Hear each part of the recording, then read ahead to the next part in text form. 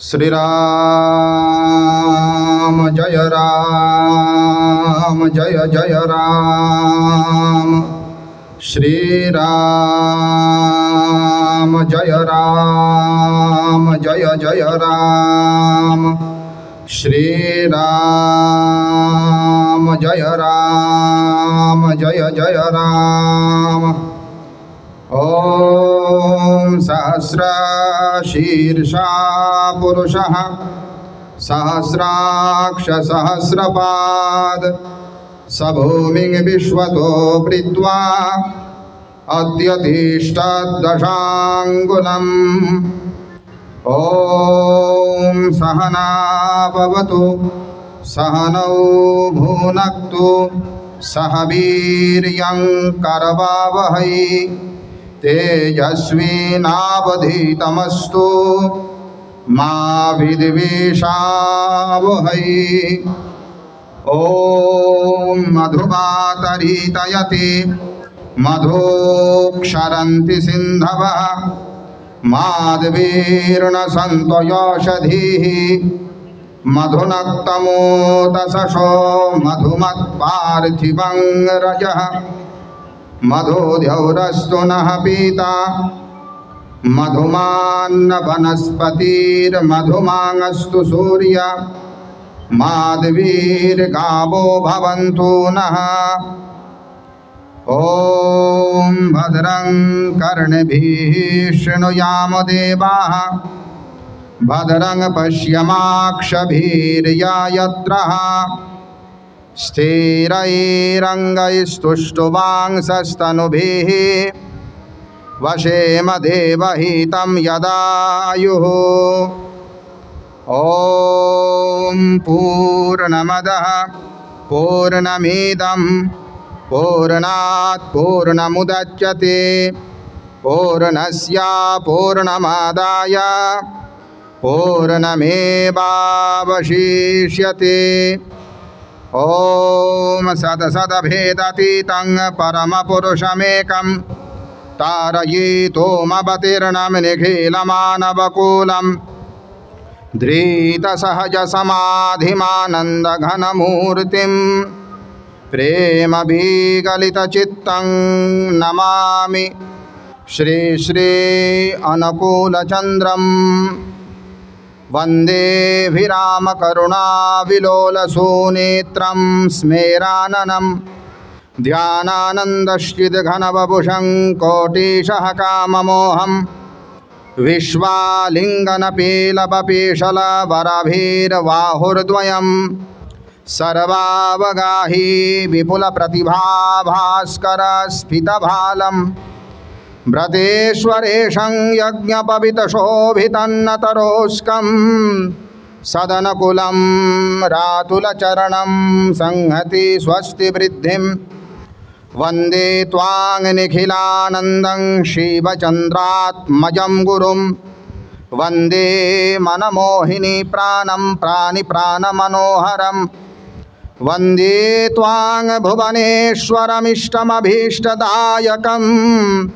वन्दे सद्धर्मगोप्तारमार्यकृष्टिविनायकं वन्दे त्वां पतितत्राणं पन्थानां पान्थातिलक्ष्यं वन्देऽहं पुरुषोत्तमं पूर्णधर्मप्रवर्तकं गतिर्भर्ता प्रभोः प्रेष्ठ ईश्वरः पुरुषोत्तम आब्रह्मस्तम्भभृद्धाता सद्गुरुस्त्वं नमस्तुते शरणागतदीनार्तपरित्राणपरायण सर्वसिद्धिदाता देव इष्टस्त्वं मे नमस्तुते यं ब्रह्मा वरुणेन्द्र रुद्रमरुता स्तुन्वन्ति दिव्यैस्तवैरभेदैः साङ्गपदक्रमोपनिषदैर्गायन्ति यं सामगां ध्यानवस्थिततद्गतेन मनसा पश्यन्ति यं योगिनः यस्यान्तं न विदुः सुरासुरगणा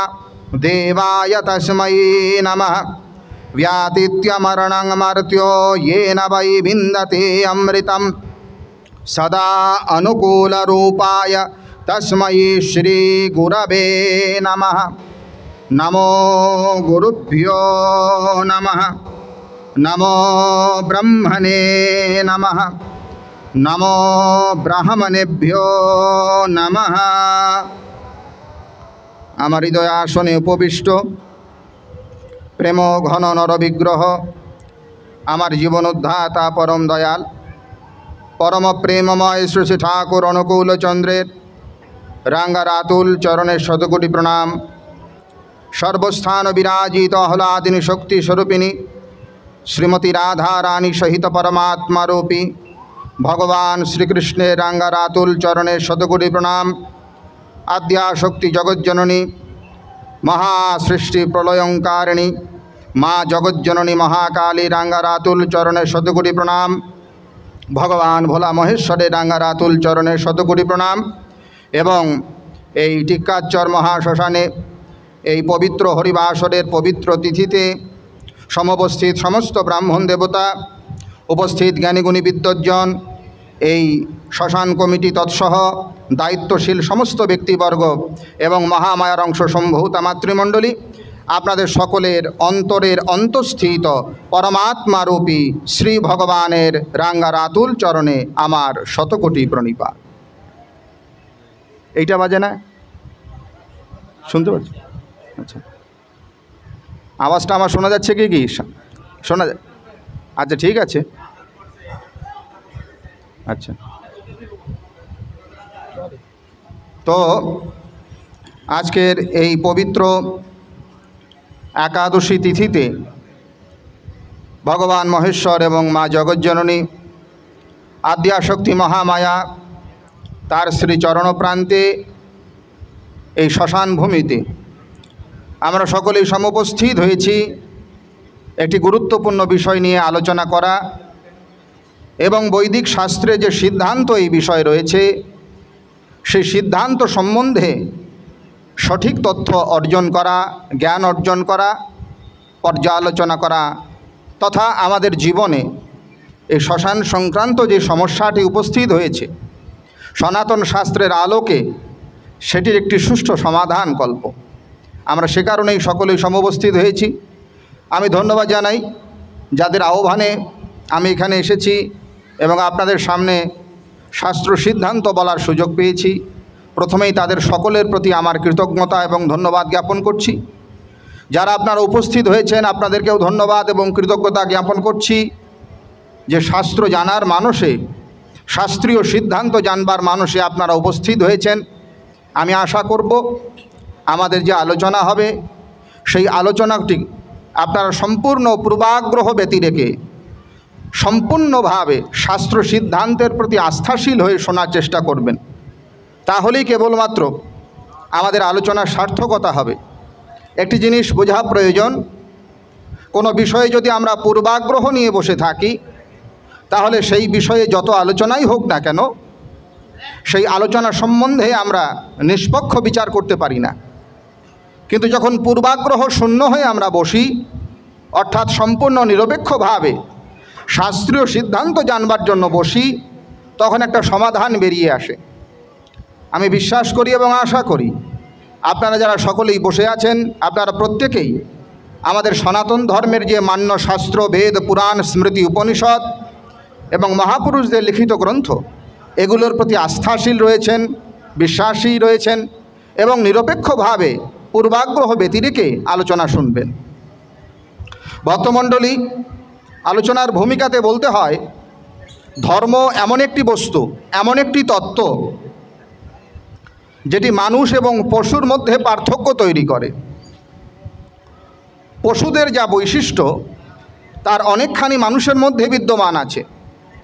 মানুষের যা জৈবিক বৈশিষ্ট্য তার অনেকখানি পশুদের মধ্যেও রয়েছে। আহার নিদ্রা ভয়মৈথুনা সামান্যমেতৎ পশুভির্নরাণাম ধর্মো হি তেষাং অধিকো বিশেষো ধর্মেন হীনা পশুভি সমানা। মহাপুরুষরা বলছেন পশু এবং মানুষের মধ্যে সাদৃশ্য কি? আহার নিদ্রা ভয়মৈথুনা সামান্যমেতৎ পশুভির্নরাণাম। পশুরাও আহার গ্রহণ করে, আমরাও আহার গ্রহণ করি, ওরাও খাওয়া দাওয়া করে, আমরাও খাই। আহার নিদ্রা, পশুদেরও নিদ্রা হয়, নিদ্রায় তারা আচ্ছন্ন হয়ে যায়, আমরাও ঘুমাই। নিদ্রা, ভয়, পশুদেরকে যদি কেউ মারতে যায় তাদেরও জীবনের ভয় আছে, তারা ভয় পায়। তদ্রূপ আমাদের ভিতরেও ভীতি সঞ্চয় হয়, মানুষের ভিতরেও ভীতি সঞ্চার হয়। সুতরাং ভয়ও মানুষেরও আছে, পশুরও আছে। আহার, নিদ্রা, ভয়া। মৈথুনা, পশুরাও প্রজনন করে। স্ত্রী পুরুষ পশুর সংযোগ হলে পরে, যৌন মিলন হলে পরে, মৈথুন কর্ম হলে পরে তাদের যেমন সন্তান হয়, তদ্রূপ মানুষের মধ্যেও স্ত্রী পুরুষ পরস্পর মৈথুন কর্ম করলে তাদেরও সন্তান হয়। তো আহার, নিদ্রা, ভয়া, মৈথুনা, এই চারটা জিনিস সামান্য মেতৎ পশুভীর নারায়ণাম। এটা পশুদের মধ্যেও আছে, মানুষের মধ্যেও আছে, সামান্য তো উভয়ের মধ্যেই সমানভাবে আছে। কিন্তু ধর্মহি তেষাম অধিকো বিশেষো, একটাই বিশেষত্ব গুণ রয়েছে, পার্থক্য রয়েছে। সেটা কি বলছে? ধর্ম। আর ধর্মেন হীনা পশুভি সমানা, যারা মানুষ হয়ে জন্ম নিল অথচ ধর্মের আচরণ করলো না, ধর্ম পালন করলো না, ধর্মের বিধান মোতাবেক চলল না, তো পশুভি সমানা, সেই মানুষ আর পশুর মধ্যে কোনো পার্থক্য নাই। এই জন্য ধর্মই একমাত্র পার্থক্য সৃষ্টি করে পাশবিকতা আর মানবিকতার মধ্যে। আমাদের বেদেও বলছে এই সমস্ত বিশ্ব ব্রহ্মাণ্ড টিকে আছে ধর্মের উপরে। ধর্ম ধারয়তে সর্বম অস্তি বৃদ্ধি প্রসাধনে येनात्मनास्तथान्येषं वर्धनं प्रतितर्पणे। শ্রী শ্রী ঠাকুর অনুকূলচন্দ্র বলছেন ধর্ম ধারয়তে সর্বম, সমস্ত জরাচর বিশ্ব ব্রহ্মাণ্ডকে ধরে আছে ধর্ম। বেদের উপনিষদ ভাগে মহানারায়ণ উপনিষদ বলে একটা উপনিষদ আছে, সেখানেও বলছে ধর্ম বিশ্বস্য জগত প্রতিষ্ঠা, লোকে ধর্মিষ্ঠং প্রজা উপসর্পন্তি, ধর্মেণ পাপমপনুদন্তি, তস্মাৎ ধর্মম পরমম বদন্তি। মহানারায়ণ উপনিষদ 23তম খণ্ডের প্রথম মন্ত্র। বেদও বলছে ধর্ম বিশ্বস্য জগত প্রতিষ্ঠা, এই বিশ্বের প্রতিষ্ঠা স্থিতি এটা নির্ভর করে ধর্মের উপরে। ধর্মেণ পাপম অপনুদন্তি, মানুষের পাপ দূর করতে পারে ধর্ম। অতএব ভগবান মনুর সিদ্ধান্ত এটাই যে তোমরা ধর্ম করো। যারা মনুষ্য শরীর পেয়েছ তোমাদের প্রধান দায়িত্বই হলো ধর্মাচরণ করা। এই শ্মশানে আমরা আছি, অন্তিমে আমাদের শ্মশানে আসতে হয়। খেয়াল করে দেখবেন যে মা আমাদেরকে গর্ভে ধারণ করলো, যে বাবা আমাদেরকে জন্ম দিল, যে স্ত্রী তার সঙ্গে বিবাহ বন্ধনে আবদ্ধ হলাম, বা যে স্বামীর সঙ্গে আপনি বিবাহিত হলেন, অথবা যে ছেলেকে যে কন্যাকে আপনি জন্ম দিলেন, অথবা যাদের নিয়ে চললেন আপনার বন্ধু বান্ধব, এরা চিরকাল আপনার সঙ্গ দেবে না। মনুসংহিতায় ভগবান মনু অত্যন্ত চমৎকারভাবে এই কথাগুলো লিখছেন। নামুত্র হি সহার্থায়ম পিতা মাতা চ তিষ্ঠতঃ, ন পুত্রদারাং ন জ্ঞাতি ধর্মস্তিষ্ঠতি কেবল, एकः प्रजायते जन्तोरेक एव प्रलीयते, एक अनुभुङ्क्ते सुकृतं दुष्कृतं एकमेव च, मृतं शरीरमुत्सृज्य कष्टलुष्टा समंक्षितौ, विमुखा बन्धवा यन्ति धर्मस्तमनुगच्छति, तस्मात् धर्मं सहायार्थं नित्यं सञ्चिनुवाच्छनैः, धर्मेण हि सहायेन तमस्तरति दुस्तरम्।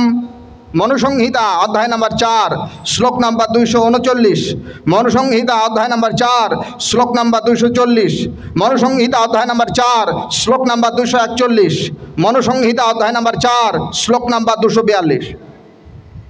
যারা আমার আলোচনা শুনেছেন বা শুনে থাকেন তারা জানেন আমি ধর্ম আলোচনা যখন করি চেষ্টা করি নিজের ব্যক্তিগত কথা না বলে, ব্যক্তিগত কোনো মতামত না দিয়ে, অথবা আবেগ তাড়িত হয়ে কিছু না বলে বৈদিক সিদ্ধান্তে শাস্ত্রে যা বলা আছে সেটি বলার চেষ্টা করি। এই কারণে আমার কথাগুলিকে শাস্ত্রের বিচারে আপনারা বিচার করে নেবেন। যদি আমার কোনো বক্তব্য, কোনো কথা শাস্ত্র সিদ্ধান্তের বাইরে হয়ে থাকে, অর্থাৎ আমি এমন কিছু বলেছি যার সপক্ষে আমি কোনো শাস্ত্রীয় প্রমাণ দিতে পারিনি, কোনো শাস্ত্রীয় দলিল উপস্থাপন করতে পারিনি, সেগুলো মানবেন না। আমি সব জায়গায় বলে থাকি আমি যত বড়ই সপ্ত তীর্থ ডিগ্রিধারী হই না কেন, এক পয়সা মূল্য নাই। তস্মাৎ শাস্ত্রম প্রমাণম তে কার্যাকার্য ব্যবস্থিত। এই জন্য ভগবান মনুর বাক্য উদ্ধৃতি করে আপনাদের বলছি। ভগবান মনু বললেন, মৃতাম শরীরম উৎসৃজ্য কাষ্ঠলষ্ট সমাংহৃতৌ। আমরা হিন্দুরা যখন মরে যাই প্রধান দুইটা কাজ হয়। এক, অগ্নি দ্বারা দাহ করা হয়। কাষ্ঠ মানে কাঠ, অগ্নি ইত্যাদি দ্বারা দেহকে ভস্মীভূত করা হয়। এখানে সেই ব্যবস্থা আছে। আবার ক্ষিতৌ, ক্ষিতি মানে হলো মাটি, তো ভূমিতেও সমাধি দেওয়া হয়, ভূপ্রতীত করা হয়, এখানে সে ব্যবস্থাও আছে। তাহলে দুটো ব্যবস্থাই এখানে আছে। আর এই দুইটা উদাহরণ দিচ্ছে মনুসংহিতার 4র্থ অধ্যায়, যে কাষ্ঠ লোষ্ঠ সমাংসিতৌ, হয় মাটিতে পুঁতে রাখবে, না হলে আগুনে পুড়িয়ে দেবে। আর বিমুখা বান্ধবা জানতি, তোমার বাবা, তোমার মা, তোমার ছেলে, তোমার বউ, তোমার আত্মীয় স্বজন যারা ছিল এতদিন পর্যন্ত, ওই শ্মশান ভূমিতে রেখে সকলেই বিমুখ হয়ে চলে যাবে। থাকবে কে? বলে ধর্মস্তিষ্ঠতি কেবলা। আপনি যতটুকু ধর্ম করেছেন আপনার জীবদ্দশায়, ওই ধর্মই আপনার সহায় হবে। তস্মাৎ ধর্মম সহায়ার্থম নিত্যং সঞ্চিনুয়াচ্ছনৈহি ধর্মেণ হি সহায়েন তমস্তরতি দুস্তরম। মনু বলছেন, ধর্মই একমাত্র মানুষের সহায়, অতএব নিত্য প্রতিনিয়ত ধর্ম সঞ্চয় করো। পিপিলিকা যেমন তার খাদ্য সঞ্চয় করে, তেমনি মানুষের কর্তব্য হলো প্রতিদিন কিছু না কিছু ধর্ম আচরণ করা। কেন? কারণ কোনো কিছুই স্থায়ী নয়। আমাদের শরীর, আমাদের অর্থ, আমাদের বিত্ত, আমাদের রূপ, আমাদের যৌবন, আমাদের শারীরিক বল, আমাদের বৈভব প্রতিপত্তি, যা কিছুই অর্জন করি আমরা, এগুলো কোনোটাই স্থায়ী নয়। ভগবান ব্যাস বলছেন এই কথা, অশাশ্বতানি গাত্রাণি বিভবা নৈব শাশ্বতা নিত্যং সন্নিহিত মৃত্যু কর্তব্য ধর্ম সঞ্চয়া। ব্যাস সংহিতা অধ্যায় নম্বর 4 শ্লোক নম্বর 19। অশাশ্বতানি গাত্রাণি, তোমার এই শরীর শাশ্বত নয়, এটা পরিবর্তনশীল। আজকে আমার শরীর যেমন দেখছেন, 2 বছর পরে এরকম থাকবে না। কারো শরীর একরূপ থাকে না। শ্রীমদ্ ভগবদ্ গীতাতে এই কথাই ভগবান কৃষ্ণচন্দ্র বলছেন, দেহি নস্মিন যথা দেহে কৌমারং যৌবনং জরা তথা দেহান্তর প্রাপ্তিরা ধীরস্ত্রত্যন মুহ্যত। শ্রীমদ্ ভগবদ্ গীতা 2য় অধ্যায় সাংখ্যযোগ। প্রত্যেকটা দেহধারী দেহি যারা, তাদের শরীরের কি কি হয়? বলে কৌমারম, প্রথমে ছোট থাকে, কুমারত্ব হয়, যৌবনম, এরপরে যুবক হয়, জরা, তারপরে রোগ ব্যাধি হয়ে বৃদ্ধ হয়ে যায়, আর তথা দেহান্তর প্রাপ্তি, এরপরে এই দেহ থেকে আত্মা বেরিয়ে যায়। সুতরাং দেহ ক্ষণস্থায়ী, অশাশ্বতানি গাত্রাণি। দ্বিতীয় ভগবান ব্যাস বলছেন, বিভব নৈব শাশ্বত। আপনার কাছে সম্পত্তি যা আছে, আপনার কাছে বৈভব যা আছে, এগুলো কোনোটাই স্থায়ী হবে না, সব চলে যাবে। নিত্যং সন্নিহিত মৃত্যু, প্রতিদিন মৃত্যু আপনাদের আমার প্রত্যেকের নিকটবর্তী হচ্ছে। এই মৃত্যুর হাত থেকে কারো রেহাই নাই। এখানে আসতে হবেই শ্মশানে। আমরা যতজন এখানে বসে আছি, কেউ চিরস্থায়ী হয়ে থাকবো না, মরতে হবে। গীতায় কৃষ্ণ ভগবান এই কথাই বলছেন, জাতস্য হি ধ্রুব মৃত্যু ধ্রুবম জন্ম মৃতস্য চ তস্মাদ পরিহার্য অর্থনতং শোচিতুমর্হসি। 2য় অধ্যায় 27 নম্বর শ্লোক গীতা। সুতরাং স্থায়ী কিছুই নয়। ব্যাস বলছেন, কর্তব্য ধর্ম সঞ্চয়। অতএব হে পৃথিবীর মানুষ, তোমার কর্তব্য হচ্ছে ধর্ম করা, ধর্ম করো। ধর্ম নিয়ন্ত্রিত হয় কিসের দ্বারা? খুব মন দিয়ে শোনার চেষ্টা করবেন। ধর্ম করব তো ঠিক কথা বলছেন, কিন্তু ধর্মটা কিভাবে করব, কেমনভাবে ধর্ম করব, কিসের দ্বারা, কি বিধিকে অনুসরণ করে ধর্ম করব, এটা জানার প্রয়োজন আছে। কেন প্রয়োজন? কারণ আমাদের সমাজে যেমন জাগতিক বস্তু নিয়ে আমরা দ্বন্দ্বে লিপ্ত হই, আমাদের অর্থ, আমাদের সম্পত্তি, জাগতিক কিছু প্রতিপত্তি, প্রতিষ্ঠা, বৈভব, এই সমস্ত নিয়ে যেমন আমাদের ভিতরে দ্বন্দ্ব উৎপন্ন হয়, তেমনি ধর্ম নিয়েও আমরা দ্বন্দ্বে লিপ্ত হই। ধর্মীয় কোনো কাজ করতে গেলেও বিভিন্ন প্রকার মতবাদ আমাদের মাঝে দাঁড়িয়ে যায়। একদল বলছে এইভাবে করো, একদল বলছে এটা ঠিক নয়, এইভাবে করো, আরেক দল বলছে দুইটাই ভুল, আমি যেমন বলি তেমন করো। মানে ধর্ম নিয়েও আমাদের মধ্যে দ্বন্দ্ব সৃষ্টি হয়। তাহলে দ্বন্দ্বের নিরসন কি করে হবে, সমাধান কি করে হবে, কিভাবে আমরা নির্ণয় করব যে এইটা ধর্ম আর এইটা অধর্ম? ধর্ম এবং অধর্ম নির্ণয়ের জন্য মাপকাঠি কি এটা প্রথম জানা দরকার। ধর্ম কিসের দ্বারাই হবে? ভোটাভুটি দিয়ে? বলছে না, ভোটাভুটি দিয়ে ধর্ম হয় না। এখানে তথাকথিত গণতন্ত্র চলে না, ডেমোক্রেসি চলে না। একজন বিখ্যাত সনাতন ধর্মের মহাপুরুষ ছিলেন, তার নাম কুমারিল ভট্ট। তিনি একটা চমৎকার গ্রন্থ লিখছেন, তন্ত্রবার্তিক। সেইখানে কুমারিল ভট্ট বলছেন মানুষ আর বানরের পার্থক্য কি। মানুষের এক নাম হলো নর, তাই না? আমার নর, আর নরের আগে যদি বা লাগাই তাহলে হবে বানর। তো বলছে নর আর বানরের পার্থক্য কি? কুমারিল ভট্টপাদ বলছেন মাতায়ো যত্র গচ্ছন্তি তত্র গচ্ছন্তি বানরা, শাস্ত্রাণি যত্র গচ্ছন্তি তত্র গচ্ছন্তি তে নরা। বলে দেখো, নর আর বানর একটাই পার্থক্য। মাতায়ো যত্র গচ্ছন্তি তত্র গচ্ছন্তি বানরা। বানরের স্বভাব হলো দল বেঁধে চলে, যেমন ইচ্ছা তেমন করে। তো মাতায়ো যত্র গচ্ছন্তি, যার মনে যেমন চায় তেমনভাবে যদি চলে, মন যেমন বলে তেমনভাবে যদি কেউ কাজ করে, নিজের খেয়াল খুশি মতো যদি কেউ চলে, তাহলে বানরা, সে নররূপী বানর। কিন্তু শাস্ত্রাণি যত্র গচ্ছন্তি, আমাদের শাস্ত্র যেমন যেমনভাবে চলতে বলছে, যেমন যেমনভাবে করতে বলছে, যেভাবে যেভাবে আমাদের জীবনকে যাপন করার নির্দেশ দিচ্ছে, কুমারিল ভট্ট বলছেন তত্র গচ্ছন্তি তে নরা, ওই শাস্ত্রীয় রাস্তায় যারা চলে তারাই প্রকৃত নর, তারাই প্রকৃত মানুষ। শ্রীমদ্ ভগবদ্ গীতাতেও ভগবান প্রায় এরকমই কথা বলছেন। একটু আগে বললাম একটা কাজ করতে যাব, যেমন আজকের আমাদের আলোচ্য বিষয় হচ্ছে শ্মশান ভূমিতে রাধা গোবিন্দ অথবা শ্রীকৃষ্ণ অথবা নারায়ণ অথবা বিষ্ণু অথবা বিষ্ণু তত্ত্বের যে কোনো বিগ্রহ, হতে পারে রামচন্দ্র, হতে পারে বরাহ, হতে পারে নৃসিংহ, হতে পারে বামন, বিষ্ণু তত্ত্বের যতগুলো অবতার রয়েছে, প্রকাশ রয়েছে, সেই বিষ্ণু তত্ত্বের বিগ্রহ, শ্রী বিগ্রহ, যাকে আমরা অর্চা বিগ্রহ বলি, সেইটা স্থাপন করা যাবে কি যাবে না, এ সম্বন্ধে শাস্ত্রে কি বলা আছে, এটাই আমাদের আলোচনার বিষয়। তো আমরা কিভাবে সমাধান করব? এই সমাধানের সূত্রটা শ্রীমদ্ ভগবদ্ গীতার 16তম অধ্যায়ের 23 এবং 24 শ্লোকে দেওয়া আছে। ভগবান কৃষ্ণ বলছেন ইহা শাস্ত্র বিধিমুৎসৃজ্য বর্ততে কামকারতঃ ন স সিদ্ধিমবাপ্নোতি ন সুখম ন পরাম গতিম তস্মাৎ শাস্ত্রম প্রমাণম তে कार्या व्यवस्थितौ ज्ञात्वा शास्त्र विधानोक्तं कर्म कर्तुमिहार्हसि। श्रीमद् भगवद गीता अध्याय नंबर 16 श्लोक नंबर 23, श्रीमद् भगवद गीता अध्याय नंबर 16 श्लोक नंबर 24। भगवान कृष्ण परिष्कार भावे गीताय बोलছেন যাহা শাস্ত্র বিধিমুৎসৃজ্য বর্ততে, শাস্ত্রে যেমন যেমন বিধি এবং নিষেধ দেওয়া আছে, এই বিধি নিষেধকে যারা লঙ্ঘন করে নিজের ইচ্ছা মতো স্বেচ্ছাচারী হয়ে কর্মান্তরে ব্রতী হয়, না সিদ্ধিমবাপ্নতি, তার সেই কর্ম কখনোই সিদ্ধি প্রাপ্তি আনে না। না সুখম, শাস্ত্রের বহির্ভূত কর্মে কখনো সুখ পাওয়া যায় না।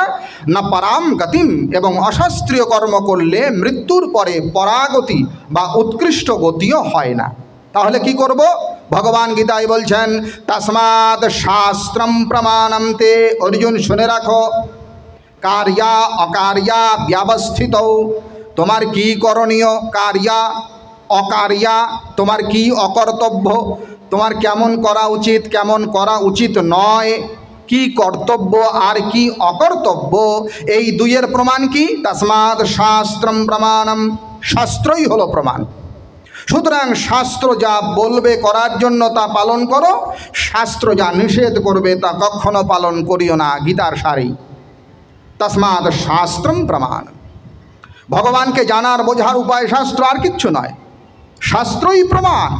সনাতন ধর্মের উৎকৃষ্ট গ্রন্থ হচ্ছে বেদান্ত, ব্রহ্মসূত্র বলা হয়, এর আরেকটা নাম উত্তর মীমাংসা। সেইখানে একটা সূত্র দেওয়া আছে, শাস্ত্র যোনিত্বাৎ, প্রথম অধ্যায়ের প্রথম পাদের 3য় সূত্র, ব্রহ্মসূত্র। শাস্ত্র যোনিত্বাৎ এর একটা অর্থ হয় সমাসভেদে, ভগবানকে জানার যোনি মানে কারণ হচ্ছে শাস্ত্র, আর কিচ্ছু দ্বারা জানা যাবে না।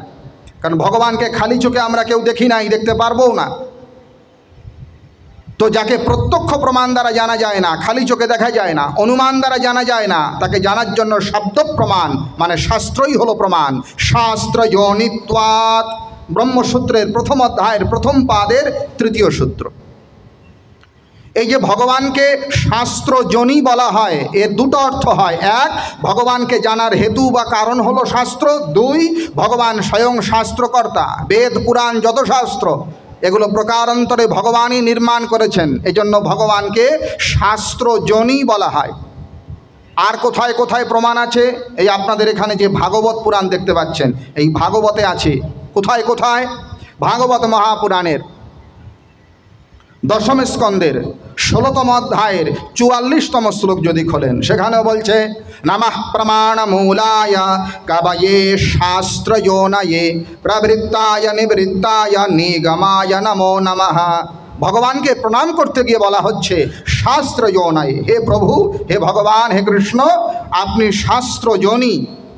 আবার ভাগবত বলছে তস্মাদ ব্রহ্মকুলম ব্রহ্মণ শাস্ত্রয়োনিস্ত্বমাত্মনঃ। ভাগবত মহাপুরাণে দশম স্কন্দের 84তম অধ্যায়ের 20 নম্বর শ্লোক, ওইখানেও বলছে ভগবান হলো শাস্ত্রজনী। যত প্রকার শাস্ত্র আছে, মনুসংহিতা আদি সব, এগুলো ঋষি মুনির দ্বারাই ভগবানই ব্যক্ত করেছেন। ভাগবতে সেইটা বলা আছে। ধর্মার্থং লোক ব্যবহারার্থং যাত্রার্থমিতি চানঘ দর্শিতোয়ম ময়াচারো ধর্ম উদ্বহিতম দ্বিজ। ভাগবত মহাপুরাণ 11তম স্কন্দের 21তম অধ্যায় বলছে যত ঋষি মুনিরা শাস্ত্র লিখেছেন, মনুয়াদি ধর্মশাস্ত্র, এগুলো প্রকারান্তরে ভগবানই নির্মাণ করেছেন। আমাদের কিভাবে চলতে হয়, লোক ব্যবহার করতে হয়, কিভাবে আমাদের জীবনকে যাপন করতে হয়, এটা ভগবানই করেছেন। আবার ভাগবত বলছে সমস্ত শাস্ত্রের উৎপত্তিকর্তা তিনি স্বয়ং। अनामरूपात् मणिरूपनामनि विधित समानोनुसार शास्त्रकृत। प्रथम स्कंदे दशम अध्याय 22 নম্বর শ্লোক ভাগবত পুরাণ, সেখানে বলছে শাস্ত্রকৃত। যত প্রকার বেদ পুরাণ শাস্ত্র আছে প্রভু আপনি স্বয়ং তা তৈরি করেছেন, আপনার কাছ থেকে উদ্ভূত হয়েছে শাস্ত্রকৃত। ভগবানকে শাস্ত্র শরীর বলা হয়। একটু শুনুন মন দিয়ে। আপনাদের সামনে বইগুলো দেখতে পাচ্ছেন, এগুলো নিছক কোনো কাগজে ছাপা প্রিন্টেড কোনো বই এমনটা ভাববেন না। আমাদের গীতা বলেন, ভাগবত বলেন, পুরাণ বলেন, ধর্মশাস্ত্র স্মৃতি বলেন, উপনিষদ বলেন, এগুলো ভগবানের শরীর, ভগবানের দেহ। কোথায় লেখা আছে? শ্রীমদ্ ভাগবত পুরাণে বলছেন জগদ্গুরুম সাত্বত শাস্ত্র বিগ্রহম। ভাগবত মহাপুরাণ ষষ্ঠ স্কন্দের 16 অধ্যায় বলছে ভগবান হলো জগৎগুরু, আর শাস্ত্র বিগ্রহম, সাত্তত সমস্ত শাস্ত্র এগুলো ভগবানের বিগ্রহ, ভগবানের শরীর। ত্বয়ি শাস্ত্র শরীরিণী। ভাগবত মহাপুরাণ দশম স্কন্দের 85 অধ্যায় ভগবানকে বলছে প্রভু আপনি শাস্ত্রের শরীর, শাস্ত্রই আপনার শরীর। ত্বয়ি শাস্ত্র শরীরিণী। শাস্ত্রকে আমাদের পিতা বলা হচ্ছে। ভাগবত থেকে আপনাদের শোনাচ্ছি এগুলো। শাস্ত্রস্য পিতুরাদেশাৎ। ভাগবত মহাপুরাণ ষষ্ঠ স্কন্দের 5ম অধ্যায়। পিতা যেমন শাসন করে তেমনি শাস্ত্র হলো শাসন করবার জন্য আমাদের পিতা স্বরূপ। শাস্ত্র মানে কি? শাসনাৎ তারয়ে যস্তু ইহা শাস্ত্র পরিকীর্তিতঃ। যা শাসন করে আমাদের উদ্ধার করে, তারণ করে, তাকে শাস্ত্র বলে। এই জন্য শাস্ত্রস্য পিতুরাদেশম। ভাগবত বলছে শাস্ত্র হলো পিতার মতো। অনুভ্যশ্চ মহদ্ভ্যশ্চ শাস্ত্রেভ্য কুশলো নারা। বলছে বড়ই হোক আর ছোটই হোক, যারা কুশল ব্যক্তি, ধীর ব্যক্তি, তারা সর্বত সারমাদদ্যাৎ পুষ্পেভ্য ইব ষট্পদঃ। মৌমাছিরা যেমন ফুল থেকে মধু সংগ্রহ করে, যারা কুশল ব্যক্তি, জ্ঞানী ব্যক্তি, বুদ্ধিমান ব্যক্তি, এরা সমস্ত শাস্ত্র থেকে ওই রকম জ্ঞান আহরণ করে, ভাগবত বলছে। এই কারণে শাস্ত্র ভগবানের শরীর আর শাস্ত্র ভগবানের অবতার।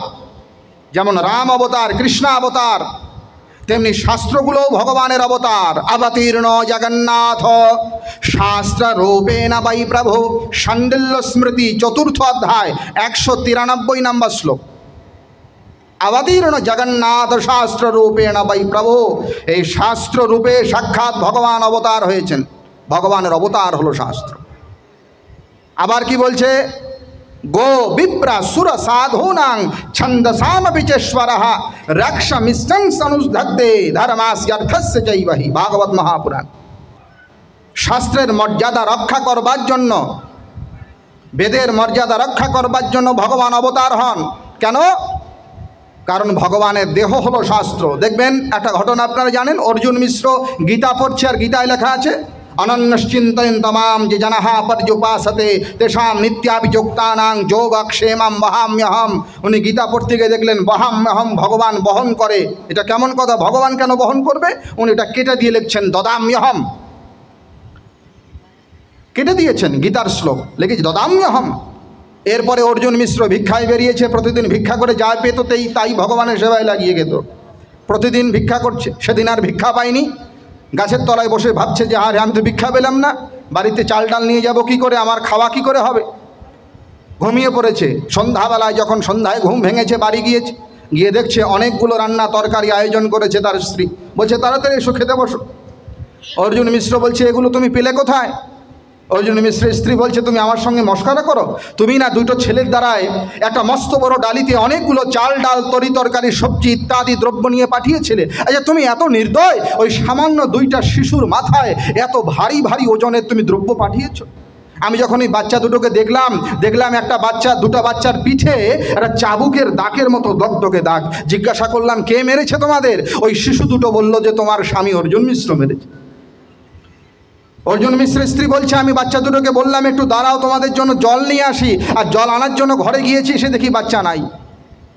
তুমি এত নির্দয়। অর্জুন মিশ্র বুঝতে পারলেন ও সামান্য বাচ্চা ছিল না। শাস্ত্র যে ভগবানের শরীর, আর শাস্ত্রের গায়ে আঘাত করলে যে ভগবান আঘাতপ্রাপ্ত হয়, এই শিক্ষা দেওয়ার জন্য সাক্ষাৎ ভগবান কৃষ্ণ আর তারই ভ্রাতা বলরাম শিশুর রূপ ধরে অর্জুন মিশ্রের গৃহে উপস্থিত হয়েছিলেন। আর অর্জুন মিশ্র কলম চালিয়েছিলেন শাস্ত্রের উপরে, আর ভগবান তার পিঠে চাবুকের দাগের মতো ক্ষত সৃষ্টি করে এটাই শেখালেন যে শাস্ত্রের উপর কলম ধরতে যাইও না, তস্মাৎ শাস্ত্রম প্রমাণ। এই জন্য গো বিপ্রা সুর সাধূনাম ছন্দসাম বিচেশ্বরা, এগুলো রক্ষা করবার জন্য ভগবান। শাস্ত্রই ভগবানের বিগ্রহ। এটা বৃহৎ নারদীয় পুরাণেও লেখা আছে, অধ্যায় নম্বর 37 শ্লোক নম্বর 69। ওখানে বলছে পুরাণ ন্যায় মীমাংসা ধর্মশাস্ত্রাণি চ দ্বিজঃ সাঙ্গ বেদশ্চ সর্বস্য বিষ্ণু রূপম প্রকীর্তিতম। 18 পুরাণ, 18 মহাপুরাণ, ন্যায় দর্শন, মীমাংসা, ছন্দশাস্ত্র, উপনিষদ, বেদ, এগুলো বিষ্ণু রূপম, ভগবানের রূপ, ভগবানের দেহ। শাস্ত্রই ভগবানের মূর্ত বিগ্রহ, বাংময়ী বিগ্রহ। অতএব আমি যদি ভগবানের ভক্ত হতে চাই, আমি যদি ধার্মিক হতে চাই, আমি যদি পরকালে উদ্ধার পেতে চাই, একটাই উপায়, শাস্ত্র যা বলেছে তাই মানতে হবে। শাস্ত্র না মেনে কখনো ভক্ত হওয়া যায় না। শাস্ত্র না মেনে কখনো কৃষ্ণ ভক্ত হওয়া যায় না। শাস্ত্র না মেনে কখনো বৈষ্ণব হওয়া যায় না। খুব মন দিয়ে শুনবেন। আমি যদি বলি যে না আমি ভগবানের অনন্য ভক্ত, কিন্তু আমি ওইসব বেদ ফেদ পুরাণ স্মৃতি ওগুলো মানবো না, ওগুলো দরকার নাই আমার, বলছে না, তাহলে তুমি কখনো বৈষ্ণব হতে পারবে না।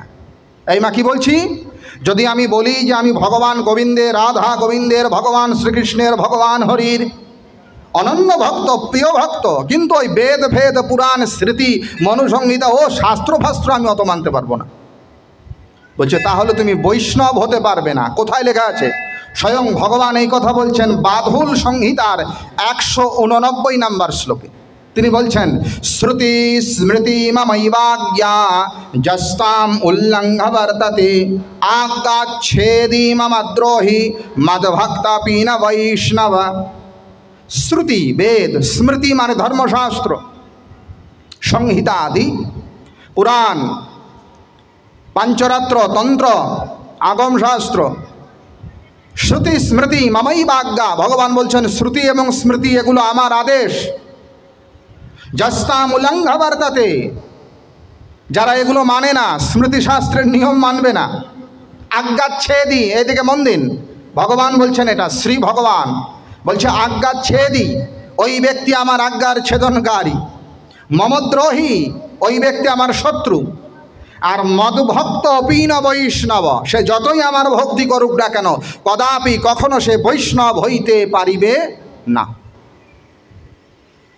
অতএব আমি বৈষ্ণব হতে গেলে, কৃষ্ণ ভক্ত হতে গেলে ভগবান শ্রীকৃষ্ণের দেওয়া যে আইন বিধান, শ্রুতি স্মৃতি পুরাণ, এই শাস্ত্র মানতে হবে। এমনকি শ্রী চৈতন্য মহাপ্রভু এই কলিতে তিনি প্রকট হইলেন, আবির্ভূত হলেন, তিনিও এই কথা বলছেন, সর্বজ্ঞ মনির বাক্য শাস্ত্র পরমাণ, আমা সবা জীবের হয় শাস্ত্র দ্বারা জ্ঞান। চৈতন্য চরিতামৃত, লেখক কৃষ্ণদাস কবিরাজ গোস্বামী। মহাপ্রভু শ্রী চৈতন্যদেব বলছেন, সর্বজ্ঞ মনির বাক্য শাস্ত্র প্রমাণ। মুনি ঋষিরা বেদ পুরাণ স্মৃতিতে যা বলেছেন লিখেছেন ওইটা হলো প্রমাণ। আমা সবা জীবের হয় শাস্ত্র দ্বারা জ্ঞান। যদি জ্ঞান পেতে চাও তাহলে কারো কান কথায় ভুলবে না, তাহলে শাস্ত্র দ্বারা জ্ঞান। মায়ামুগ্ধ জীবের নাই কৃষ্ণে শতজ্ঞান, জীবের কৃপায় কইল কৃষ্ণ বেদ পুরাণ। চৈতন্য চরিতামৃত। মহাপ্রভু বলছেন, আমরা সাধারণ জীব, মায়া মুগ্ধ, মায়া আমাদের মাথায় একদম বসে আছে, এই জন্য কোনটা সঠিক কোনটা ব্যাঠিক আমরা বুঝতে পারি না। তাহলে আমাদের করুণা করে ভগবান মুক্তির জন্য কি করলেন? বলে জীবের কৃপায় কইল কৃষ্ণ বেদ পুরাণ। বেদ পুরাণ শাস্ত্র যা কিছু আমাদেরকে ভগবান করুণা করে দিয়েছেন, যাতে এগুলোকে অনুশীলন করার মধ্য দিয়ে, সেই বিধিকে মানার মধ্য দিয়ে আমরা ভগবানকে পেতে পারি। এই জন্য যারা উত্তম ভক্ত তারা শাস্ত্র মানবে। চৈতন্য মহাপ্রভুর সিদ্ধান্ত, শাস্ত্রযুক্তে সুনিপুণ দৃঢ় শ্রদ্ধা যার, উত্তম অধিকারী সে তার এ সংসার। উত্তম অধিকারী ভক্তির কে? যিনি শাস্ত্র মানবেন। অতএব কেমনভাবে পূজা করতে হবে, কেমনভাবে উপাসনা করতে হবে, কেমনভাবে জপ করতে হবে, কেমনভাবে শ্রী বিগ্রহ সেবা করতে হবে, এইগুলার বিধি বিধান আমাদের শাস্ত্রে দেয়া আছে। সেই বিধিকে মেনে যদি আমরা ভগবানের সেবা করি, অথবা যে কোনো প্রকট বিগ্রহ ভগবানের অথবা দেবী দেবতা, যদি বিধি মেনে আমরা তার অর্চনা পূজা সেবা বন্দনা করি, তবেই তাতে ফল লাভ হবে, তবেই আমাদের কল্যাণ হবে। আর বিধির বাইরে যদি আমরা করি তাহলে ফল তো হবেই না, উল্টা অপরাধ হবে। আমরা যে বিগ্রহ সেবা করি, কালী হোক দুর্গা হোক, বিগ্রহ মানে ভগবানের প্রকট মূর্তি, সেটা মাটির দ্বারা নির্মিত হতে পারে, পাথরের নির্মিত হতে পারে, রত্ন নির্মিত হতে পারে, ধাতু নির্মিত হতে পারে, চিত্রপট হতে পারে। এগুলোকে অর্চা বিগ্রহ বলে। অর্চা বিগ্রহ মানে ভগবান নিরাকার নির্লিপ্ত রূপে প্রত্যেকটা স্থানে রয়েছেন। প্রত্যেকটা এই শশাগোরা ভূমণ্ডলের এমন কোনো স্থান নাই যেখানে পরমাত্মা ভগবান নাই। কিন্তু কিভাবে আছেন? নিরাকার নির্গুণ নির্লিপ্তভাবে আছেন। নিরাকার নির্লিপ্ত নির্গুণভাবে ভগবান সর্বত্র আছেন, সর্বত্র। এমনকি যেখানে শৌচাগার আমরা শৌচ মলমূত্র ত্যাগ করি বলে ওখানেও আছেন, সর্বত্র আছেন। কিভাবে আছেন? নিরাকার রূপে আছেন, নির্গুণ রূপে আছেন। সেই নিরাকার নির্গুণ ব্রহ্মকে আমরা বুঝতে পারি না, আমাদের এত ক্ষমতা হয়নি যে আমরা সর্বত্র হরি দর্শন করব। যারা উচ্চ কোটি স্তরের ভগবত ভক্ত ব্রহ্মজ্ঞানী মহাপুরুষ, তারা সর্বত্র ব্রহ্ম দর্শন করেন, সর্বং খালু ইদম ব্রহ্মা।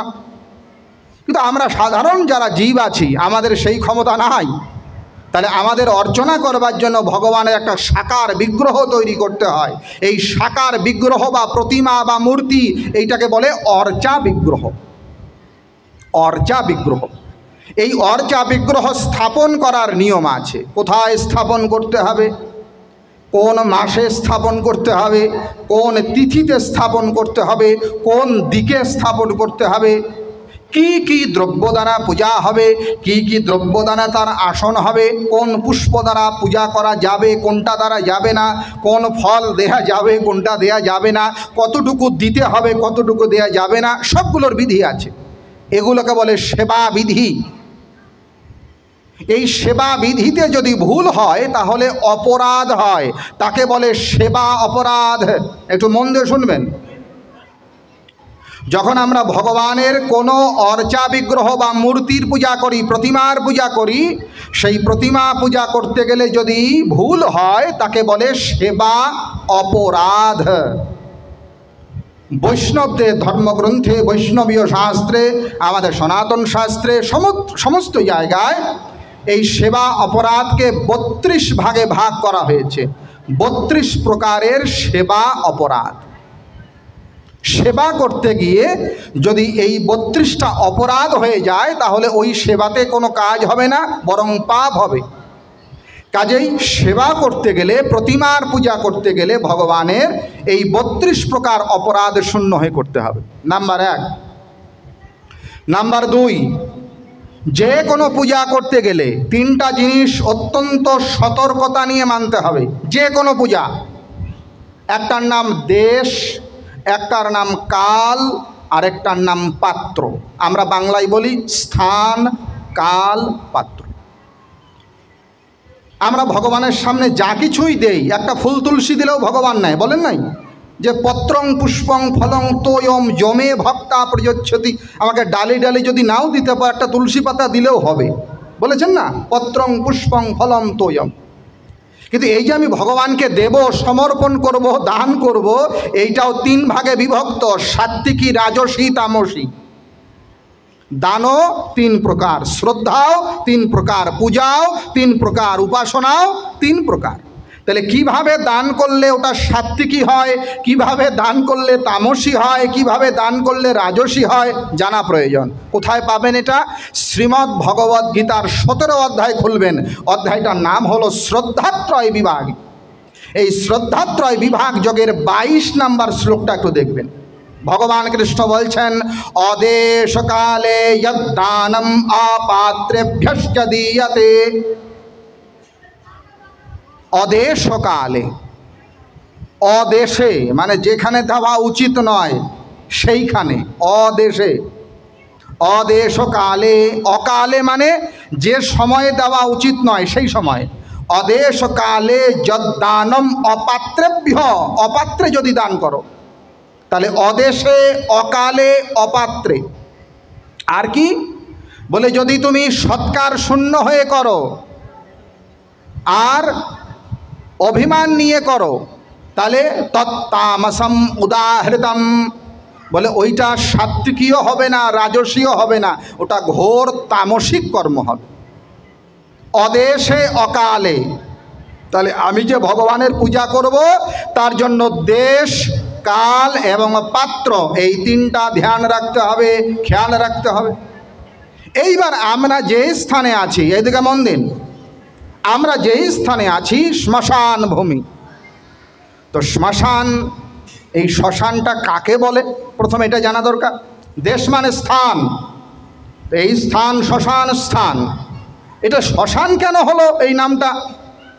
এই শ্মশান শব্দের অর্থ কি এইটা জানতে গেলে আমাদের স্কন্দ পুরাণ পড়তে হবে। স্কন্দ পুরাণের মোট 7টা খণ্ড আছে। সেই 7টা খণ্ডের মধ্যে একটা খণ্ড হলো কাশী খণ্ড। স্কন্দ পুরাণের কাশী খণ্ডের পূর্বার্ধের 30তম অধ্যায়ের 103 নম্বর শ্লোকে শ্মশান শব্দের ব্যাখ্যা করা হয়েছে। শ্মশান কাকে বলে? তো বলছে, শ্মশব্দেনা শবঃ প্रोक्ताः শ্মানং শয়নমুচ্যতে নির্বচন্তি শ্মশানার্থং মুনে শব্দার্থকোবিদাঃ। শ্মশান শব্দের অর্থ হলো শব, তালব্যস্ব আর ব, শব মানে হলো মৃতদেহ। শ্মশব্দেনা শবঃ প্रोक्तः, বলছে শ্মশান শব্দের অর্থ হলো শব মানে মৃতদেহ। আর শানং শয়নমুচ্যতে, শান শব্দের অর্থ হলো শয়ন স্থান। তো নির্বচন্তি শ্মশানার্থং মুনে শব্দার্থকোবিদা, যে ভূমিতে যে স্থানে মৃতদেহকে শায়িত করা হয়, মৃতদেহকে দাহ করা হয়, মৃতস্থি প্রতীত করা হয়, এই শবের শয়নস্থলকে বলে শ্মশান। সহজ কথা, যেখানে সব শায়িত আছে। আমি যখন ঘুরছিলাম, আমাদের এখানকার কমিটির লোকজন বলছে, দাদা এই যে হাঁটছেন দেখেন, এখানেও আমাদের পূর্বপুরুষ কেউ না কেউ, হ্যাঁ, এই যে আমি বসে আছি হয়তো এখানেও, ওই যে মন্দির ওখানেও হয়তো এখানেও, আমরা তো এই গোটা পরিসরেই সব মানে মৃতদেহের আমাদের পূর্বপুরুষরা শায়িত আছেন। এই জন্য এটাকে শ্মশান বলে। নির্বচন্তি শ্মশানার্থং মুনে শব্দার্থকোবিদা, শবের শয়নস্থলকে শ্মশান বলে। এখন যে স্থানে সব শায়িত থাকে সেখানে কে থাকবে? আমাদের শাস্ত্র বলছে যেখানে সব আছে সেখানে সববাহিনী কালী থাকবে। বলে কেন কালী থাকবে কেন? কারণ মা কালীর এক নাম হলো শ্মশান আলয় বাসিনী। যেখানে শ্মশান, সেই শ্মশানকে আলয় মানে ঘর রূপে যিনি বাস করেন তিনি হলেন মা কালী। কালীর এক নাম হলো শ্মশান আলয় বাসিনী। करालवदनां घोरां मुक्तकेशिं चतुर्भुजां कालिकां दक्षिणां दिव्यां मुण्डमाला विभूषितां सद्यश्चिन्नशीरः खड्गभावादोर्ध्वकराम्बुजम् अभयं वरदं चैव दक्षिणर्धाधमानिकं महामेघप्रभां श्यामां तथा चैव दिगम्बरीं कण्ठावसक्तमुण्डालिगलद्रुधिरचर्चितं कर्णावतं सदा नीतशवयुगमभयानकं घोरदंष्टं करालास्यां विनोदवयदनं शवानङ्करसंघातैकृतकाञ्चिं हसनमुखीं श्रीकद्वय द्रक्तधारा विस्फुरिताननां घोररावां महारौद्रीं श्मशानालयवासिनीं वालार्कमण्डलाकारलोचनत्रिदयान्वितां दन्तोरां दक्षिणव्यापिमुक्तलम्बीकुचोच्चयं शवोरूपमहादेवहृदयोपरि संस्थितां शिवभिर्गरराभाभिर्चतुर्दिक्षु समन्वितां महाकालेन च समं विपरीतरदादुरं शोकप्रसन्नवदनां स्मेराननसरारुहम् एवं संचिन्तयेत् कालिं धर्मकामार्थ समृद्धिदाम्। ভক্তমণ্ডলী, এতক্ষণ যা শোনালাম এটা হচ্ছে দক্ষিণা কালীর ধ্যান মন্ত্র। পুরোহিতরা যখন পূজা করে এই মন্ত্র ধ্যান করার সময় বলে, এই ধ্যান মন্ত্রই বলে দিচ্ছে আমরা যে মা কালীর উপাসনা করছি তিনি কি? শ্মশানালয় বাসিনীম। তিনি শ্মশানে বাস করেন, শ্মশানই তার ঘর। তাহলে শ্মশানের অধিষ্ঠাত্রী দেবী হচ্ছেন মা কালী। অতএব নিঃসন্দেহে মা কালীর বিগ্রহ শ্মশানে স্থাপন করা যাইবে, নিঃসন্দেহে মা কালীর পূজা শ্মশানে করা যাইবে, নিঃসন্দেহে মা কালীর ধ্যান সাধনা সমস্ত কিছু উপাসনা এগুলো শ্মশানে করা যাইবে। কেন? কারণ কালীর আবাসস্থল হচ্ছে শ্মশান। কালীর পূজা যে শ্মশানে হবে, তিনি যে শ্মশানবাসী, এটার কি অন্য কোনো প্রমাণ আছে? অবশ্যই প্রমাণ আছে। এই যে আমার হাতে দেখতে পাচ্ছেন, এটার নাম নীলতন্ত্রম। এখানে পরিষ্কারভাবে বলা হয়েছে মা কালীর স্থান শ্মশান। এই শ্মশানটা কালীর স্থান। অতএব এখানে মা কালীর উপাসনা হবে, তার ভজনা হবে, তার পূজা হবে। আচ্ছা গেল। আর কার হবে? বলে এখানে শিবের পূজা হবে। কেন? কারণ শ্মশানের অধিষ্ঠাতা দেব হচ্ছে ভগবান শিব মহেশ্বর। শ্মশানে অধিষ্ঠান করেন কালী আর শ্মশানে অধিষ্ঠান করেন ভগবান শিব। খুব মন দিয়ে শুনবেন, খালি মুখ দিয়ে বললে হবে না, প্রমাণ দেখাতে হবে। আমি যে বললাম যে শ্মশানে শিবের মন্দির স্থাপন করা যাইবে, এবার আপনার যদি প্রশ্ন করেন কোন শাস্ত্রে বলা আছে যাইবে, প্রশ্ন আছে না? আপনি যে বললেন শ্মশানে শিব বসা যাইবে, এটা শুধু যুক্তি দিলে তো হবে না যে শ্মশানে শিব থাকে। কেবল যুক্তি দিলে হবে না, এর সপক্ষে প্রমাণ দিতে হবে। একটা জিনিস খুব মন দিয়ে শুনুন, কেবল যুক্তি দিয়ে ধর্ম হবে না। একটা উদাহরণ আপনাদের দেই, সহজেই বুঝতে পারবেন। আমরা যদি কোনো হাড় স্পর্শ করি, কোনো মানুষের অস্থি স্পর্শ করি, তাহলে আমাদের অপবিত্রতা হয়, শরীরটাকে স্নান করে শুদ্ধ করতে হয়। রাস্তা দিয়ে হাঁটছি, একটা গরুর হাড় পড়ে আছে, উদাহরণ বলছি, একটা গরুর হাড় পড়ে আছে। তো গরুর হাড় যদি স্পর্শ করি তাহলে শরীরটা স্নান করেই তো শুদ্ধ, তাই না? কিন্তু মন্দিরে আমরা যে শঙ্খ বাজাই, শঙ্খ বাজাই না, এই শঙ্খটাও এক প্রকারের অস্থি। শঙ্খটাও তো জীব, শঙ্খটাও অস্থি, কিন্তু শঙ্খ ছুঁলে আমাদের অপবিত্রতা আসে না। শঙ্খ ছুঁইলে আমরা অশুদ্ধ হই না। কেন হই না? কারণ শঙ্খ পবিত্র, শাস্ত্রে বলা আছে। কিন্তু গরুর হাড় যদি ছুঁয়ে দেই, মানুষের হাত যদি ছুঁয়ে দেই, পবিত্র হব না, অপবিত্র হয়ে যাবো, কেন? শাস্ত্রে বলা আছে। এখন শিবের মন্দির যে বললাম শ্মশানে স্থাপন করা যাবে, এটার কোনো দলিল আছে, প্রমাণ আছে? অবশ্যই আছে। কোথায় পাবেন? আপনারা যদি ব্রহ্মপুরাণ পড়েন, ব্রহ্মপুরাণের 41তম অধ্যায়ের 83 নম্বর শ্লোক, ভালো করে নোট করুন। ব্রহ্মপুরাণের 41তম অধ্যায়ের 83 নম্বর শ্লোকে বলছে, শ্মশানে শিবলিঙ্গ, শিব মন্দির, শ্মশানস্থ শিবলিঙ্গ, শিব মন্দির স্থাপনের বিধি রয়েছে, করা যায়। শ্মশানে শিবের লিঙ্গই হোক আর বিগ্রহই হোক স্থাপন করা যাইবে। শ্মশানে শিবের অবস্থান আর কোথায় আছে? ওই যে বললাম নীলতন্ত্রে আছে। আরও একটা তন্ত্র আছে যার নাম নিরুত্তর তন্ত্র। এই নিরুত্তর তন্ত্রের 14তম পটলের 28 নম্বর শ্লোকে বলছে, পিতৃভূমি হে সমাখ্যাতা সদা শিব নিবাসিনী। এখানে সর্বদা সদাশিব ভগবান বাস করে। কোথায়? যেখানে শ্মশান ভূমি। এই শ্মশান ভূমিতে সর্বদা সদাশিব ভগবান নিবাস করেন। অতএব ভগবান শিবের পূজা, শিবের আরাধনা, শিবের সাধনা এই সব কিছু শ্মশানে করা চলিবে। তাহলে দুইটার কথা বললাম।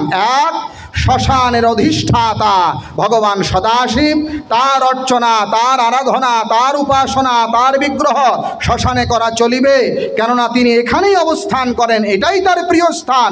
ভগবান শিবের প্রিয় হচ্ছে শ্মশান। তিনি শ্মশানে অবস্থান করতে সুখ পান, তৃপ্তি পান। আর মা কালী হচ্ছে শ্মশান আলয় বাসিনী।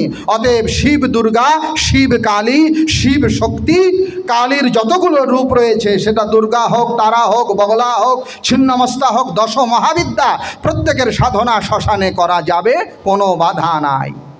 এইবার আমরা আসি রাধা গোবিন্দ, অথবা গোবিন্দ, অথবা কৃষ্ণ, অথবা নারায়ণ, অথবা বিষ্ণু, অথবা রাম, অর্থাৎ ভগবান বিষ্ণু তত্ত্বের যত দেব বিগ্রহ রয়েছে, প্রতিমা রয়েছে, এগুলো কি শ্মশানে স্থাপন করা যায় কি না, এ বিষয়ে শাস্ত্রে কি আছে? প্রথম বলে রাখলাম, শিব দুর্গা অথবা কালী অথবা শক্তি তত্ত্বের যত বিগ্রহ অবশ্যই শ্মশানে স্থাপন করা যায়। এর প্রত্যক্ষ প্রমাণ নীলতন্ত্র, নিরুত্তর তন্ত্র, ব্রহ্মপুরাণ 3 জায়গায় পরিষ্কার দেয়া আছে। কালী, দুর্গা, শিব, শিবতত্ত্ব অথবা কালী তত্ত্ব, সেটা ভৈরব হতে পারে, এগুলো যাবে। কিন্তু ভগবান গোবিন্দ বা বিষ্ণু, আমরা যারা বৈষ্ণব আছি, বিষ্ণুর উপাসক, তা আমাদের ভগবান গোবিন্দকে শ্মশানে বসানো যাবে কি না? তাহলে আমাদের প্রথম বিচার করতে হবে, শ্মশান ভূমি গোবিন্দের প্রিয় না অপ্রিয়। যেমন আমাকে যদি আপনারা ডাকেন, এমন এক জায়গায় আমাকে আপনারা ডাকলেন যে জায়গাটা আমার অপ্রিয় স্থান, আপনাকে বললাম যে আমি ওই জায়গাটা পছন্দ করি না, ওখানে আমাকে তুমি নেবে না, ওখানে আমাকে তুমি ডাকবে না, আমাকে বসাবে না, আর আপনি আমাকে জোর করে সেখানে বসালেন, তাহলে আমি খুশি হব না অখুশি হব? অখুশি হব। আমি রুষ্ট হব না তুষ্ট হব? রুষ্ট হব। এই যে শ্মশান ভূমি, এটা ভগবান শিবের প্রিয় স্থান। খুব মন দিয়ে শুনুন, এই শ্মশান ভূমি ভগবান শিবের প্রিয় স্থান, এই শ্মশান ভূমি মা কালীর প্রিয় স্থান। কিন্তু ভগবান গোবিন্দ বলছেন শ্মশান ভূমি আমার প্রিয় স্থান নহে। কোথায় পাবেন এটা? বরাহ পুরাণ। আমাদের 18টা মহাপুরাণ আছে। 18 মহাপুরাণকে 3 ভাগে ভাগ করেছে। 6টাকে সাত্ত্বিক পুরাণ বলে, 6টাকে রাজসিক পুরাণ বলে, আর 6টাকে তামসিক পুরাণ বলে। আমরা যারা বৈষ্ণব মানুষ, আমরা সাত্ত্বিক পুরাণকে বেশি গুরুত্ব দেই। এই যে বরাহ পুরাণ দেখতে পাচ্ছেন, এটা সাত্ত্বিক পুরাণ। এই বরাহ পুরাণে বৈষ্ণবদের জন্য বলা হয়েছে যে বিগ্রহ সেবার নিয়ম কি কি, কেমন কেমনভাবে আমরা গোবিন্দের সেবা পূজা করব, কেমন কেমনভাবে করব না, কিভাবে করলে ভগবান খুশি হয়, আর কি করলে ভগবান দুঃখ পায়, কষ্ট পায়, অপরাধ হয়, এটা এই বরাহ পুরাণে দেওয়া আছে। এই বরাহ পুরাণে অধ্যায় সংখ্যা 136 আর শ্লোক সংখ্যা 47 এবং 48।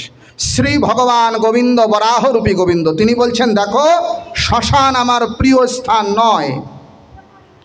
অততে অত না রোচতে ভূমে শ্মশানং মে কদাচন যত্র রুদ্রকৃতং পাপম স্থিতং কিলা ভয়াবহম এতত্তে কথিতং ভদ্রে শ্মশানম মে যুগুপ্সিতম। খুব মন দিয়ে শুনবেন, আমি বারবার করে বলছি, একই জিনিস, এই দিকে মন দিন, একই জিনিস কোনো কাজের জন্য বৈধ হয়, আবার ওই একই জিনিস অন্য কাজের জন্য অবৈধ হয়।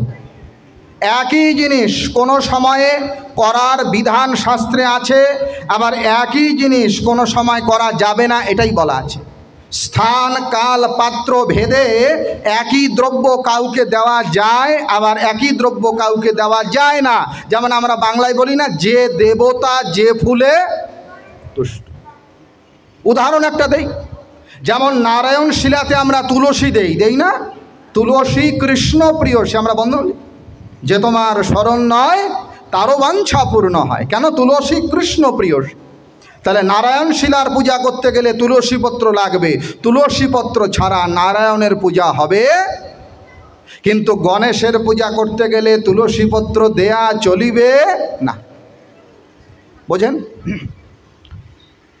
ভগবান নারায়ণকে যখন পূজা করব অবশ্যই তুলসী দিতে হবে, কিন্তু ব্রহ্মবৈবর্ত পুরাণ পরিষ্কার বলে দিচ্ছে গণেশের পূজায় তুলসী পত্র ব্যবহার চলিবে না। একই জিনিস কারো জন্য বৈধ, কারো জন্য অবৈধ।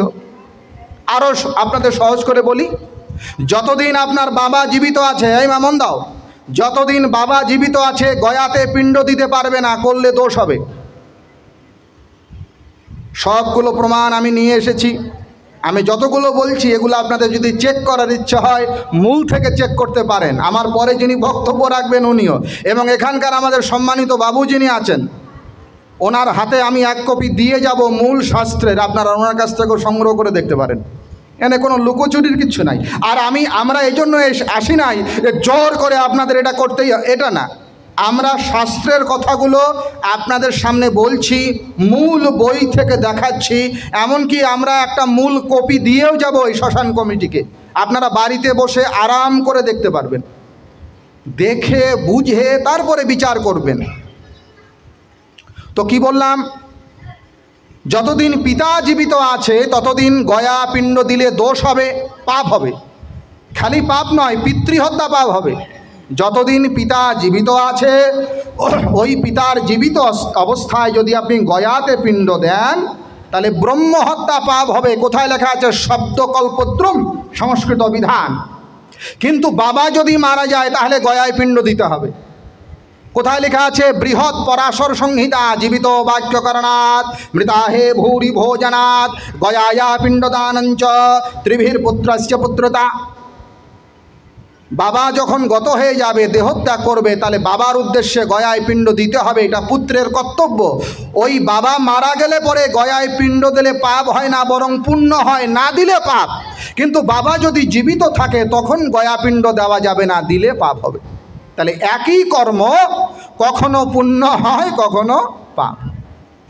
তো ভগবান শিবের মূর্তি স্থাপন করা যাবে কেন? ব্রহ্মপুরাণে পরিষ্কার বলা আছে, নিরুত্তর তন্ত্রে বলা আছে, নীলতন্ত্রে বলা আছে মা কালীর বিগ্রহ স্থাপন করা যাবে, কারণ তিনি এখানেই বাস করেন। কিন্তু ভগবান কৃষ্ণ, গোবিন্দ, বিষ্ণু, নারায়ণ, যত বিষ্ণু তত্ত্ব বলছে শ্মশান আমার পছন্দনীয় নয়। অত না রোচতে ভূমে শ্মশানং মে কদাচন, আমি শ্মশানে কোনোদিন রুচি বোধ করি না। কে বলছে? ভগবান বিষ্ণু। অথ না রোচতে ভূমে শ্মশানং মে কদাচন, আমি শ্মশানে রুচিবোধ, এটা আমার রুচিকর স্থান নয়। কেন নয়? যত্র রুদ্রকৃতম পাপম, ভগবান বিষ্ণু বলছেন, ভগবান শিব যখন ত্রিপুরাসুরকে বধ করলেন, সেই ত্রিপুরাসুর বধ করার জন্য ওই অবস্থাতে বহু গর্ভস্থ শিশুও ধ্বংসপ্রাপ্ত হয়েছে। সেইটা খালনের জন্য ভগবান সদাশিব শ্মশানে অবস্থান করছেন। তো ভগবান বিষ্ণু বলছেন যাত্রা রুদ্রকৃতম পাপম, ওই শ্মশানে রুদ্রকৃত পাপ অবস্থান করে। অতএব শ্মশানং মে যুগুপ্সিতম, ভালো করে শুনুন, এটা কৃষ্ণের বচন, বরাহ। যুগুপ্সিতম মানে আমার কাছে এটা ঘৃণিত, নিন্দিত স্থান। কোনটা? শ্মশান। কার কাছে? ভগবান বিষ্ণুর কাছে। তাহলে একই শ্মশান ভূমি শিবের জন্য প্রিয় হয়, একই শ্মশান ভূমি ভগবান মহেশ্বরের অন্য রূপ তাদের কাছে প্রিয় হয়, বা মা কালী তার কাছে প্রিয় হয়। কিন্তু ভগবান বিষ্ণু বলছেন আমার এটা প্রিয় নয়, যুগুপ্সিতম, এটা আমার কাছে ঘৃণিত, নিন্দিত। বরাহ পুরাণ অধ্যায় নাম্বার 136, শ্লোক নাম্বার 47 এবং 48। আচ্ছা, শ্মশানে যখন আমরা যাব কখন? বলে অন্ত্যেষ্টিক্রিয়ায় যাও। যখন কেউ মারা গেল তার দাহ ক্রিয়ার জন্য, অথবা তার শবকে সৎকার করবার জন্য শ্মশানে যাও, কোনো দোষ নাই। আর কখন? বলে কালী পূজা উপলক্ষে যাও, কালীর অর্চনা করার জন্য যাও, কারণ কালীর ক্ষেত্র এটাই। শিবের পূজার করার জন্য যাও, শিবের অর্চনা করবার জন্য যাও, শিবের ক্ষেত্র এটাই। কিন্তু সামান্য অবস্থায় শ্মশান গমন, এখানে দোষ আছে। কোথায় লেখা আছে এটা? বিষ্ণু পুরাণের 3য় অংশের 12তম অধ্যায়ের 15 নম্বর শ্লোকে বলছেন। এটাও সাত্ত্বিক পুরাণ, বিষ্ণু পুরাণ 3য় অংশ 12 অধ্যায় 15 শ্লোক। কথাগুলো ভালো করে বুঝবেন। আমি এটা বলছি না যে শ্মশান খুব খারাপ। শ্মশান খারাপ কার জন্য? ভগবান বিষ্ণু বলছেন আমি ওটা পছন্দ করি না, কিন্তু শিবের পছন্দনীয়, এই জন্য শিব বিগ্রহের পূজা হবে। কিন্তু যে স্থান ভগবান বলছেন আমার অপছন্দনীয়, সেখানে ভগবান বিষ্ণুর বিগ্রহ স্থাপন হবে না। আচ্ছা, এর ভাগে একটা কথা বলে রাখি, যেই নাম সেই কৃষ্ণ ভজনিষ্ঠা করি, নামেরও সহিত আছেন আপন শ্রী হরি। তাহলে শ্মশানে কি নাম করা যাবে না? 100 বার যাবে, নামে কোনো বাধা নাই। নকাল নিয়মস্তস্মিন ন দেশ নিয়মস্তথা নচ্ছিষ্টাদৌ ন নিষেধয়স্তি হরের নামানি লুব্ধকঃ। বলে যে কোনো সময় নাম করো, ন কালো, কাল বিচার নাই। নচ্ছিষ্টাদৌ, ভাত খাচ্ছ, হয়তো হাত এঁঠো আছে, এঁঠো উচ্ছিষ্ট মানে এঁঠো, বলে ওইখানেও নাম করো। এমনকি শৌচাগারে গিয়েছ, মলত্যাগ করছো, বলে ওখানেও করো। কি ভজনে, কি শয়নে, কি বা জাগরণে, অহর্নিশি চিন্ত কৃষ্ণ বলহবদনে। তাহলে নাম সর্বত্র করা যায়, সব অবস্থায় করা যায়, সবভাবে করা যায়, কিন্তু ভগবানের বিগ্রহ সেবা সব অবস্থায় করা যায় না। নাম সব জায়গায় করা যায়, এমনকি যেখানে আমি মলত্যাগ করছি, যেখানে শৌচাগার, ওইখানেও নাম করা যাবে। কিন্তু যেখানে মলত্যাগ করছি সেখানে আমি ভগবান নারায়ণের শালগ্রাম শিলা বসাতে পারবো না। কেন? ওটা বিগ্রহ।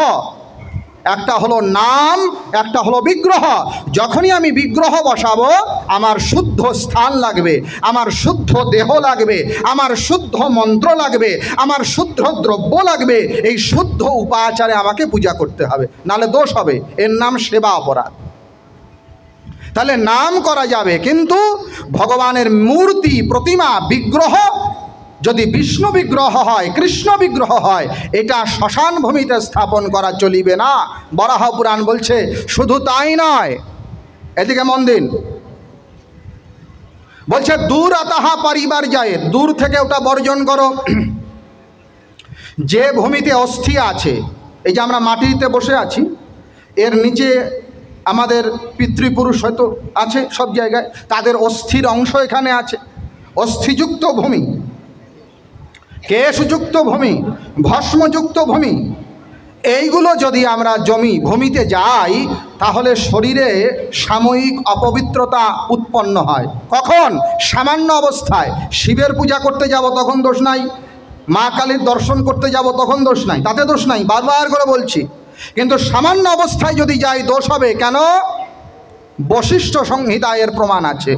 বশিষ্ঠ সংহিতার 4th অধ্যায়ের 32 নম্বর শ্লোকে বলা আছে, যোপা যদি শ্মশান রজস্বলা সুতিকা শুচানুস্পৃশ্য়া সশীরা অভ্যুপয়াদপ। যদি শ্মশানে যাও, অথবা কোনো রজস্বলা নারীকে স্পর্শ করো, অথবা কোনো অশুচি ব্যক্তিকে স্পর্শ করো, তাহলে আচমন করে শিরস্নান করে তোমাকে শুদ্ধ হতে হবে। এটা বশিষ্ঠ সংহিতার 4th অধ্যায়ের 32 শ্লোকে বলা আছে। আরও যান, পরাশর সংহিতাতে বলছে কখন কখন স্নান করতে হয়। খুব মন দিয়ে শুনবেন। পরাশর সংহিতার 12তম অধ্যায়ের 1ম শ্লোকেই বলছে কখন স্নান করবে। বলে দুঃস্বপ্নম यदि पश्येत्तो वान्ते वाक्षुरकर्मणि मैथुने प्रतधूमे वा च स्नानमेव विधीयते।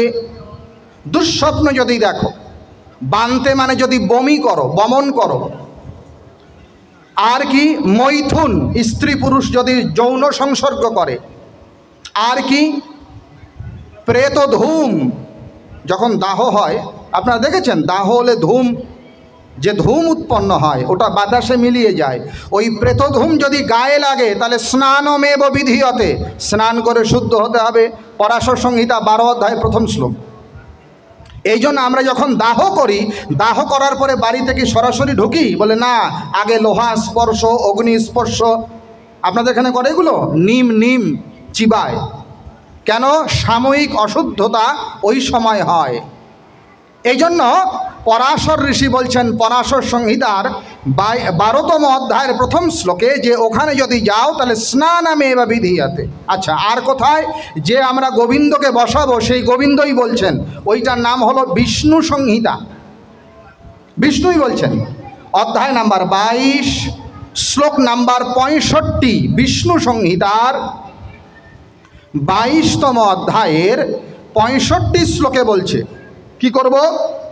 বলে দেখো, চিতা ধূম সেবনে সর্বে বর্ণা স্নান মাচয়ে ইউহু। খালি ব্রাহ্মণ নয়, ব্রাহ্মণ হোক, ক্ষত্রিয় হোক, বৈশ্য হোক, শূদ্র হোক, সমস্ত বর্ণের মানুষ যদি চিতা ধূম সেবন করে, চিতার ধূম মানে চিতার ধূম যদি তার শরীরে স্পর্শ হয় অথবা প্রবেশ করে, তাহলে সর্বে বর্ণা, সে ব্রাহ্মণ হোক আর শূদ্র হোক আর ক্ষত্রিয় হোক আর যেই হোক, তো স্নান মাচয়ে ইউহু, তাকে স্নান করে আচমন হয়ে তারপরে শুদ্ধ হতে হবে। আর কি? মার্কণ্ডেয় পুরাণের 34তম অধ্যায়ের 82 নম্বর শ্লোকে ওখানেও বলছে, ক্ষৌরকর্মণি মান্তে চ স্ত্রী সম্ভোগে চ পুত্রকঃ স্নায়িত চেলবান প্রাজ্ঞ কাঠভূমি মুপেত্য চ। এটা মার্কণ্ডেয় পুরাণে আছে। এখানে যারা ব্রাহ্মণ আছে ভালো জানেন, আমরা চণ্ডী পড়ি না? এই চণ্ডীটা এসেছে মার্কণ্ডেয় পুরাণ থেকে, দুর্গা সপ্তশতী। যেমন শ্রীমদ্ ভগবদ্ গীতা এসেছে মহাভারতের ভীষ্ম পর্ব থেকে, তেমনি দুর্গা সপ্তশতী বা চণ্ডী উৎপন্ন হয়েছে মার্কণ্ডেয় পুরাণ থেকে। এটা খুব গুরুত্বপূর্ণ। এখানেও বলছে 34 অধ্যায়ের 82 নম্বর শ্লোকে, ক্ষৌরকর্মণি, যদি ক্ষৌরকর্ম করে, বানতে বমন করে, স্ত্রী সম্ভোগ স্ত্রী মৈথুন করে, আর কটভূমি, কটভূমি মানে শ্মশান ভূমি যায়, তাহলে স্নান করতে হবে, সাচেলা বস্ত্র সহিত স্নান করতে হবে। তাহলে সামান্য অবস্থায়, অর্থাৎ কালীর উপাসনার জন্য নয়, শিবের উপাসনার জন্য নয়, অথবা কোনো দাহ কার্যের নয়, সামান্য অবস্থায় শ্মশান ভূমিতে গেলে শরীর আমাদের সাময়িকভাবে অপবিত্র হয়, স্নান করে পুত পবিত্র হতে হয়। এই হেতু সামান্য অবস্থায় শ্মশান ভূমি গম্য নয়। আচ্ছা, এইবার আমরা আসি গোবিন্দের বিষয়ে। প্রথম তো আপনাদের বললাম যে শ্মশান ভূমিটাই গোবিন্দ বলছেন আমার পছন্দ নয়, এখানে প্রতিমা স্থাপনটা অনেক দূরের কথা। বলছে জায়গাটাই আমার রোচনীয় নয়, যুগুপ্সিতম, এটা আমার নিন্দিত স্থান, গোবিন্দ বলছে এই কথা। যুগুপ্সিতম 136 অধ্যায় 47 শ্লোক বরাহ পুরাণ। আরও শোনেন, এটা শুধু গোবিন্দ সেবার জন্য বলছি, শিবকালীর জন্য বলছি না। কেউ যদি শ্মশানে যায়, ভালো করে শুনে রাখেন, কেউ যদি শ্মশানে যায় আর শ্মশানে গিয়ে স্নান না করে গোবিন্দর মূর্তি স্পর্শ করে, গোবিন্দের বিগ্রহ স্পর্শ করে, তার অপরাধ হয়। কয় নাম্বার অপরাধ? ওই যে বলছি 32টা অপরাধ আছে না, তার মধ্যে 21 নাম্বার অপরাধ হলো শ্মশানে গিয়ে যদি কেউ গোবিন্দের পূজা করে। ভালো করে শুনুন, শ্মশানে গিয়ে যদি কেউ গোবিন্দ, হরির, বিষ্ণু, নারায়ণের এদের পুজো করে, তার সেবা অপরাধের 21 নম্বর অপরাধ হয়। এর প্রমাণ কোথায় আছে? বরাহ পুরাণের 117 অধ্যায়ের 24 নম্বর শ্লোকে।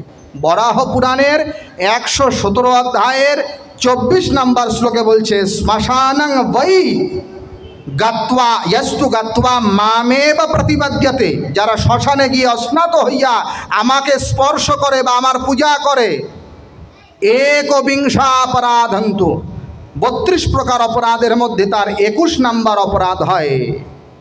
কল্পয়ামি বসুন্ধরি, বরাহ পুরাণ। সুতরাং আমরা বরাহ পুরাণ থেকে বুঝতে পারলাম যে সেবা অপরাধের মধ্যে কঠিন একটা অপরাধ হলো শ্মশানে গিয়ে অস্নাত হয়ে, বলে না তাও আমি গায়ের জোরে করব। বলে অত রাখো না, কী হবে দেখে নেব। বলে কি হবে এটা এ জন্মে হয়তো নাও বুঝতে পারেন, কিন্তু পরের জন্মে আপনার জন্য একটা সুন্দর শাস্তি দেওয়া আছে। কোথায় পাবেন ওটা? এই বরাহ পুরাণে স্বয়ং ভগবান বলছেন, যদি কেউ শ্মশানে যায়, অস্নাত হইয়া আমার স্পর্শ করে, তাহলে পরে তার কেমন অপরাধ হয় এবং সেইখানে গেলে তার কি কি দণ্ড হয় সেটা বরাহ পুরাণে স্বয়ং ভগবান উত্তর দিচ্ছেন। কোথায় পাবেন এটা? না, বরাহ পুরাণের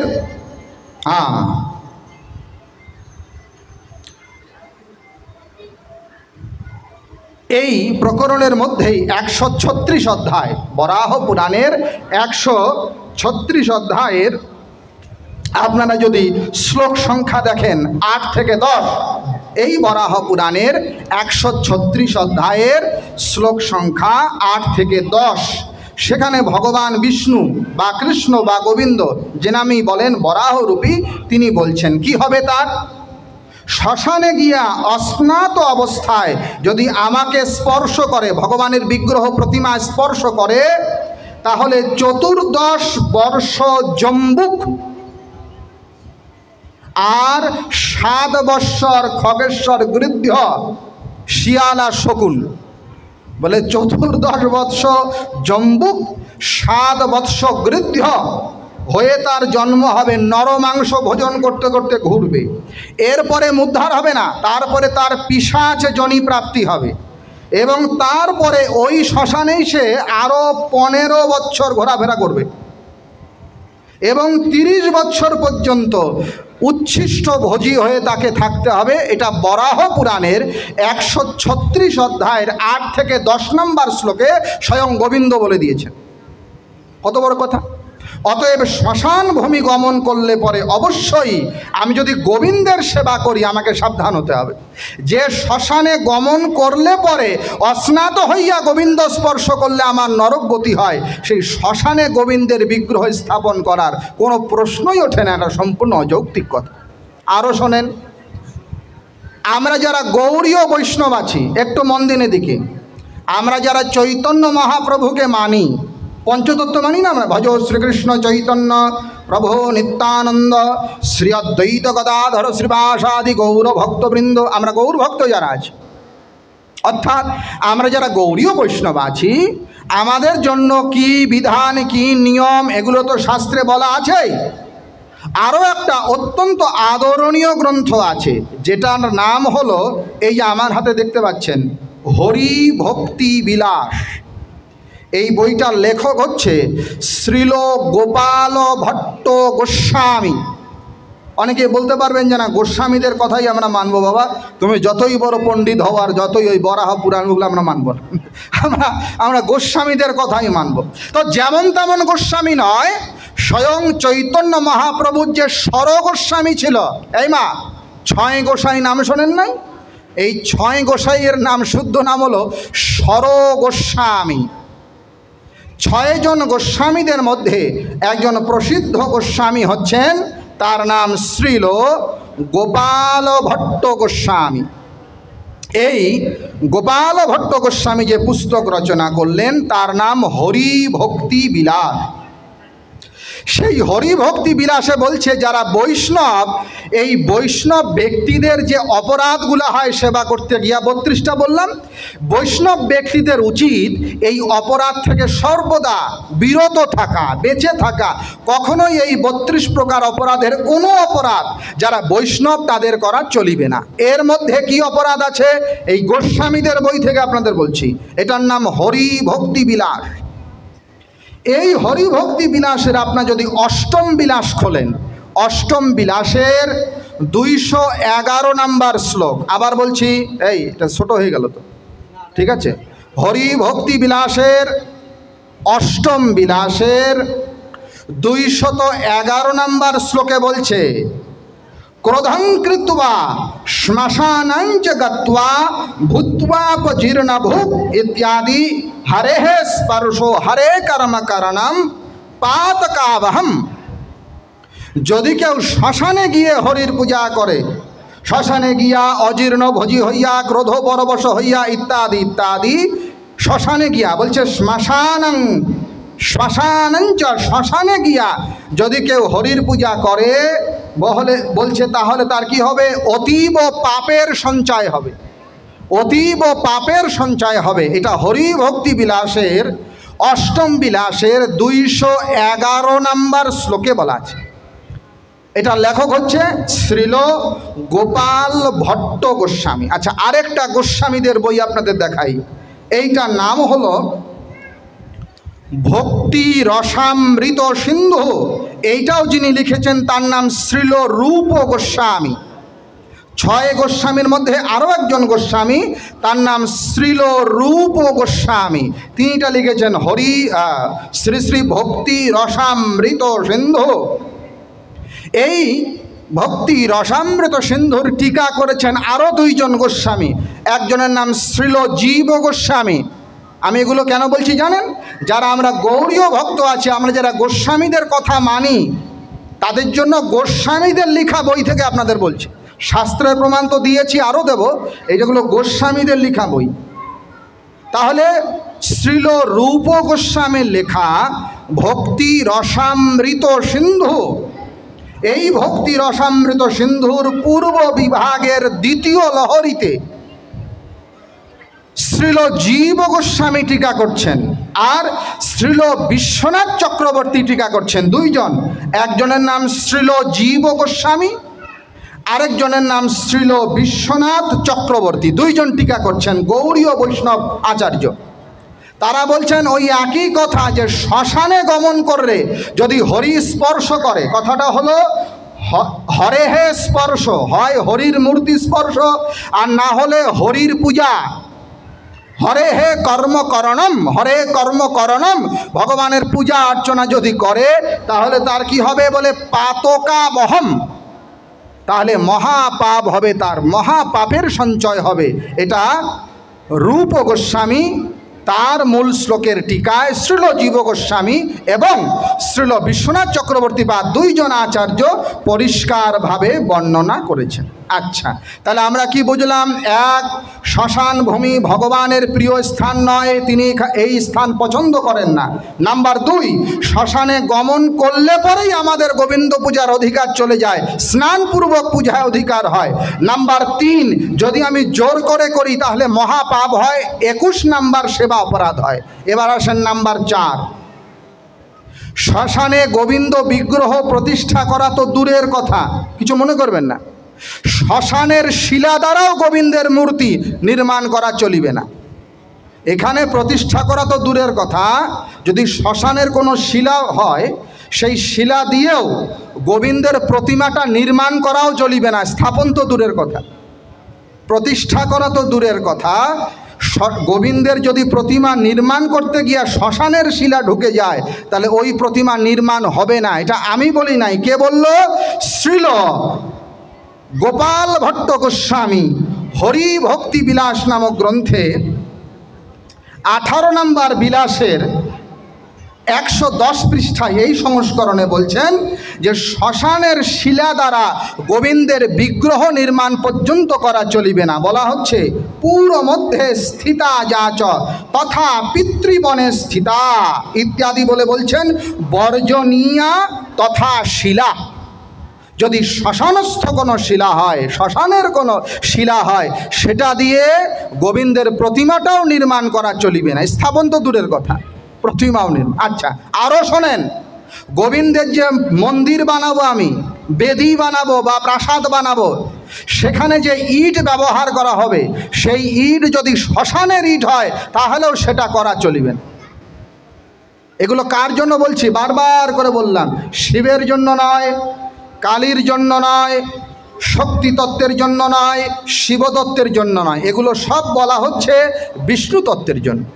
বললেন শ্মশানস্থ ইষ্টক, যেখানে অস্থি আছে, কেশ আছে, ভস্য আছে, এমনতর ইট যদি হয়, ইট, সেটা দ্বারা গোবিন্দের মূর্তি তো দূরের কথা, ওই মন্দিরের দেওয়ালটাও নির্মাণ করা যাবে না। হরি ভক্তি বিলাসের 20তম বিলাস, এই 20তম বিলাসের 84 নম্বর শ্লোক দেখবেন, সেখানে গোপাল ভট্ট প্রমাণ দিয়ে বলছেন সা শর্করাহা কৃষ্ণবর্ণা অস্থ্যাঙ্গ চরিতাশ্চয়াহা, যে ইটে অস্থি আছে, অঙ্গার আছে, সেই অস্থি অঙ্গার স্পৃষ্ট যুক্ত ইট যদি হয়, সেই ইট দ্বারাও প্রাসাদ নির্মাণ, ভগবানের মন্দির নির্মাণ, ভবন নির্মাণ, এইটা পর্যন্ত করা চলিবে না। হরিভক্তি বিলাসের 20তম বিলাসের 84 নম্বর শ্লোকে সিদ্ধান্ত দেওয়া আছে। আর কি? সামান্য বাস্তু বিচার যদি আমরা করি, সামান্য বাস্তু, কালীর মন্দির তো হবে, কৃষ্ণের মন্দির বলছি না, কালী বা শিবতত্ত্ব বা কালীতত্ত্ব কোনো ক্ষতি নাই, কিন্তু সামান্য মন্দির স্থাপন করতে গেলে বাস্তু বিচার করতে হবে। মৎস্যপুরাণ বলছে আগে বাস্তু বিচার করবে, পশ্চাৎ ভূমি প্রকল্পে। এই যে শ্মশান ভূমি আছে, এটা বাস্তু বিচারে বলছেন অযোগ্য ভূমি করা যাবে না। বইটার নাম হলো বাস্তু গোপাল। আপনারা যারা বাস্তুশাস্ত্র পড়েছেন, এটা হলো বাস্তু গোপাল, বাস্তুশাস্ত্রের বই। এখানে পরিষ্কারভাবে বলছেন বাস্তু গোপালের এই সংস্করণের পৃষ্ঠা সংখ্যা 32, বাস্তু গোপালের পৃষ্ঠা সংখ্যা 32। এখানে পরিষ্কারভাবে বলছেন বর্জনীয় ভূমি কি কি, কোন কোন ভূমি বাস্তু বিচারে অযোগ্য। সেই বর্জনীয় ভূমিতে বলছেন চৈত শ্মশান বল্মিকা ধূর্তকালয় সংযুতাম, শ্মশান সংযুক্ত ভূমি, এটা বাস্তু বিচারের জন্য বর্জনীয়, করা চলিবে না। এছাড়াও মূল একটা বাস্তুশাস্ত্র আছে যেটার নাম হলো বিশ্বকর্ম প্রকাশ। এটা বাংলায় পাওয়া যায় না, আপনাদের জন্য আমি মূল গ্রন্থ নিয়ে এসেছি, দেখতে পারবেন। এটার নাম হলো বিশ্বকর্ম প্রকাশ, দেবনগরীতে পাওয়া যায়, এখনও বাংলায় ছাপা হয়নি। এইখানেও এটা বিশ্বকর্মার শাস্ত্র, বিশ্বকর্ম প্রকাশ, মানে আমরা যে ভবন টবন বানাই এগুলোর দায়িত্ব হলো বিশ্বকর্মা। তো ওনার রচিত গ্রন্থ হলো বিশ্বকর্ম প্রকাশ। এর প্রথম প্রকাশের 38 নম্বর শ্লোকেই এই শ্মশানস্থ যে ভূমি সেটাকে সামান্যতঃ বাস্তু বিচারে অযোগ্য বা বর্জনীয় ভূমি বলেছেন। অতএব বাস্তু বিচারে ভগবত মন্দির বা ভগবত প্রাসাদ নির্মাণের জন্য এই ভূমি উপযুক্ত নহে। তাহলে বক্তব্যের সার কি দাঁড়ালো? যদিও অন্ত্যেষ্টিক্রিয়ার জন্য শ্মশান ভূমি রয়েছে, এখানে অন্ত্যেষ্টিক্রিয়ার জন্য আমরা আসবো, ক্ষতি নাই। এখানে আমরা শিবের আরাধনার জন্য আসবো, কেননা শিবের স্থান এটা, শিব মন্দির স্থাপন হয় এখানে, ব্রহ্মপুরাণ, ক্ষতি নাই। এখানে আমরা কালীর পূজার জন্য আসবো, কালী পূজা হবে, কেন শ্মশান আলয় বাসিনীম, নীলতন্ত্রের প্রমাণ আছে। এখানে আমরা শক্তিতত্ত্বের যে কোনো, সেটা বগলা হোক, ধূমাবতী হোক, দুর্গা হোক, বাসন্তী হোক, ছিন্নমস্তা হোক, শক্তিতত্ত্বের যা যা বিধান আছে তার উপাসনা হবে। কালী, তারা, ছিন্নমস্তা, ভুবনেশ্বরী, সমস্ত সাধনা হবে, ক্ষতি নাই। কিন্তু যদি আমি বৈষ্ণব হই, আমি বিষ্ণু ভক্ত হই, তাহলে বৈষ্ণবীয় সদাচার বলছে। এই যে আরেকটা বই আপনাদের দেখাই, এটার নাম হলো বৈষ্ণবাচার পদ্ধতি। কিছু মনে করবেন না, আমি এগুলো কেন দেখাচ্ছি। অনেকেই বলেন যে তোমরা তো বাবা ব্রাহ্মণ মানুষ, তোমরা তো গোস্বামী টোস্বামী নও, তোমাদের কথা মানবো না। এই জন্য আমি মূল গোস্বামীর কথা বললাম। এই আমার মতো যদুমধু গোস্বামী নয়, শ্রীল রূপ গোস্বামী, শ্রীল জীব গোস্বামী, শ্রীল বিশ্বনাথ চক্রবর্তী, শ্রীল গোপাল ভট্ট গোস্বামী। এই যে আপনাদের বইটা দেখাচ্ছি, এই বইটার লেখক হচ্ছেন প্রভুপাদ শ্রীমৎ রাধা বিনোদ গোস্বামী। উনি বই লিখেছেন বৈষ্ণবদের জন্য, তার নাম হলো বৈষ্ণব আচার পদ্ধতি। শ্মশানে আপনারা বলছেন প্রতিমা স্থাপন, উনি এখানে লিখছেন শ্মশানে যদি কোনো ফুল হয়, সেই ফুল দ্বারাও গোবিন্দের পূজা করা চলিবে না। শ্মশানের যদি ফুলও হয় গোবিন্দের পূজার জন্য, বারবার কথাটা মাথায় রাখবেন, গোবিন্দের পূজা, গোবিন্দের হরির পূজা, শ্মশানের ফুল দিয়েও গোবিন্দের পূজা চলবে না। বৈষ্ণবাচার পদ্ধতির 203 পৃষ্ঠায় এখানে নিষিদ্ধ পুষ্প, কোন কোন ফুল দিয়ে গোবিন্দের পূজা চলবে না, এই নিষিদ্ধ পুষ্প দিয়ে প্রথম শব্দটাই বলছে শ্মশান চৈত্য বৃক্ষ, মানে শ্মশানজাত যে পুষ্প, এই শ্মশানজাত যদি পুষ্প হয় বলে সেই ফুল দিয়েও গোবিন্দের পূজা করা চলিবে না। অতএব সার কথা এটাই, ভগবান গোবিন্দের অপ্রিয় স্থান নাম্বার 1, ভগবান গোবিন্দ বলছেন শ্মশানে গমন করি আমায় স্পর্শ করলে অপরাধ হয়, 21 নম্বর অপরাধ। নাম্বার 2, ভগবান বলছেন যে শ্মশান ভূমি অমেধ্য আমার জন্য যুগুপ্সিতম, আমার কাছে ওটা প্রিয় নয়, শিবের কাছে প্রিয়। বরাহ পুরাণ বলছে শিবের জন্য প্রিয়, কিন্তু হে ধরণী আমার জন্য প্রিয় নয়। নাম্বার 3। নাম্বার 4, শ্মশানের ফুল দিয়েও পূজা হবে না। নাম্বার 5, শ্মশানের ইট দিয়েও মন্দির হবে না গোবিন্দের। নাম্বার 6, শ্মশানের শিলা দ্বারাও গোবিন্দের প্রতিমা নির্মাণ হবে না। নাম্বার 7, শ্রী চৈতন্য মহাপ্রভুর চৈতন্য চরিতামৃত, চৈতন্য ভাগবত, চৈতন্য মঙ্গল, এমনকি গোপাল ভট্টের হরিভক্তি বিলাস, এমনকি ছয় গোস্বামীর যে গোস্বামী গ্রন্থগুলো সেইগুলো, এমনকি আপনারা যদি কর্চা গ্রন্থগুলো পড়েন, মহাপ্রভুর স্বরূপ দামোদরের কর্চা, কোনো জায়গায় বর্ণনা করা নাই, ভালো করে বোঝেন, কোনো জায়গায় বর্ণনা করা নাই যে শ্মশান ভূমিতে রাধা গোবিন্দের মন্দির করিবে। একটা লাইনও চৈতন্য চরিতামৃতে নাই, চৈতন্য ভাগবতে নাই, চৈতন্য মঙ্গলে নাই, তারপরে ছয় গোস্বামীর কোনো গ্রন্থে নাই, এখানে হরিভক্তি বিলাসে নাই, এই বৈষ্ণবাচার পদ্ধতিতে নাই, এমনকি মহাপ্রভুর পার্শ্বদের লেখা যে কর্চা গ্রন্থ আছে একটা জায়গাও লেখা নাই যে চৈতন্যদেব বলেছেন কোনো দিন, বা নিত্যানন্দ কোনো দিন বলেছেন, অথবা কৃষ্ণদাস কবিরাজ গোস্বামী বলেছেন যে তোমরা যারা বৈষ্ণব আছো তোমরা শ্মশানে গিয়ে গোবিন্দের বিগ্রহ স্থাপন করে পূজা করো, এমন কোনো আদেশ দেওয়া নাই। এই সমস্ত কারণে শ্মশান ভূমিতে শিব পূজা কালী পূজায় বাধা না হলেও কৃষ্ণ ভগবানের বিগ্রহ স্থাপনে বাধা আছে, এতে দোষ হয়, কখনোই করা চলে না। ভগবান নাম সর্বত্র করা যায়, এই কারণে শ্মশানেও করা যায়, কিন্তু ভগবানের বিগ্রহ স্থাপন করা যায় না। ভগবান শিব এবং ভগবান কালী সংক্রান্ত পূজা করা, তার ভোগ অর্পণ করা, নিবেদন করা সব কিছুই শ্মশানে হবে, কিন্তু কৃষ্ণ সংক্রান্ত গোবিন্দ সংক্রান্ত কোনো কৃত্য শ্মশানে করা অযৌক্তিক, যুক্তিযুক্ত হবে না। এই বক্তব্যের প্রথম পর্বে আমি বিরাম দিয়ে আমার পরবর্তী আলোচক যিনি আছেন শ্রদ্ধেয় শ্রী পঙ্কজ ভাদর মহাশয়, ওনার বক্তব্য শুনবেন, এবং আপনাদের যদি এ সংক্রান্ত কোনো প্রশ্ন থাকে আপনারা লিখে দেবেন, আপনার যথাসাধ্য উত্তর দেব। আর যেগুলো প্রমাণ আপনাদের দিলাম এগুলো নিজ চোখে যদি দেখার ইচ্ছা হয়, আমাদের কাছে মূল বই আছে, আপনারা এখনও দেখতে পারেন, অথবা কমিটিকে আমরা একটা সব মূল বইয়ের ফটোকপি দিয়ে যাব, সেখান থেকেও আপনারা দেখতে পারবেন। বিচার করে আপনারা ধর্ম করবেন। কোনো বৈষ্ণবীয় ধর্মের সদাচারে শ্মশান ভূমিতে, মানে চৈতন্য চরিতামৃত, চৈতন্য মঙ্গল, হরিভক্তি বিলাস কোথাও লেখা নাই যে চৈতন্যদেব বলেছেন কোনো দিন, নিত্যানন্দ কোনো দিন বলেছেন, অদ্বৈত প্রভু কোনো দিন বলেছেন যে শ্মশানে তোমরা গোবিন্দের বিগ্রহ বসাও, একটা জায়গাও নাই। বরং বলা আছে যে শ্মশানে গেলে পরে যদি অস্নাত অবস্থায় স্পর্শ করো দোষ হবে, শ্মশানের ফুল দিয়ে গোবিন্দের পূজা হবে না, এমনকি শ্মশানের ইট দিয়েও গোবিন্দের মন্দিরের প্রাসাদ নির্মাণ হবে না। অতএব কোনো কারণে, না যুক্তিতে, না শাস্ত্রীয় প্রমাণে, আর না সদাচার পরম্পরাতে শ্মশানে ভগবান গোবিন্দের পূজা হবে না। আপনারা খুব ভগবানের নাম করতে পারেন, ভগবান কৃষ্ণের নাম শ্মশানেও করতে পারেন, কিন্তু এইখানে করা যাবে না, অপরাধ হবে।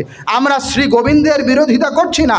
আপনারা হয়তো কেউ কেউ ভাবতে পারেন যে এরা এত দূর থেকে এসেছে, এইখানকার গোবিন্দ আমাদের বিগ্রহ বসাবো, ভগবান হরিকে বসাবো, আমাদের ভক্তিতে বাধা দিচ্ছে। না না না, আমরা বাধা দিচ্ছি না।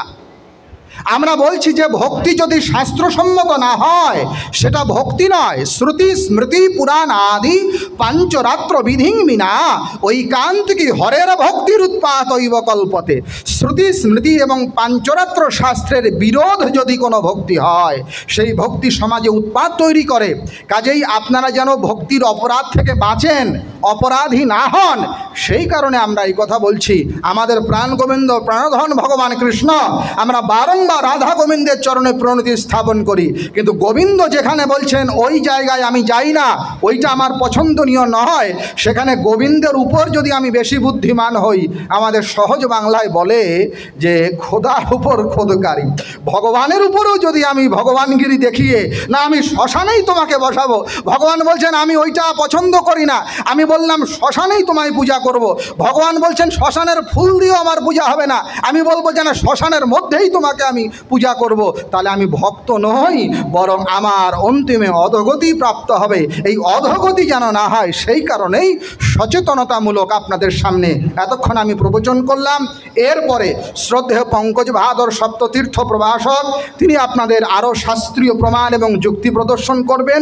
আর আপনাদের যদি এ সংক্রান্ত কোনো প্রশ্ন থাকে আপনার লিখিত আকারে দেবেন, আমরা যথাসাধ্য আমাদের যদি জানা থাকে আমরা উত্তর দেবার চেষ্টা করব।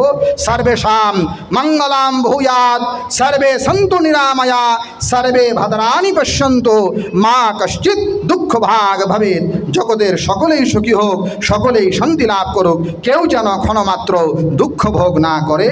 ओम शांति शांति शांति।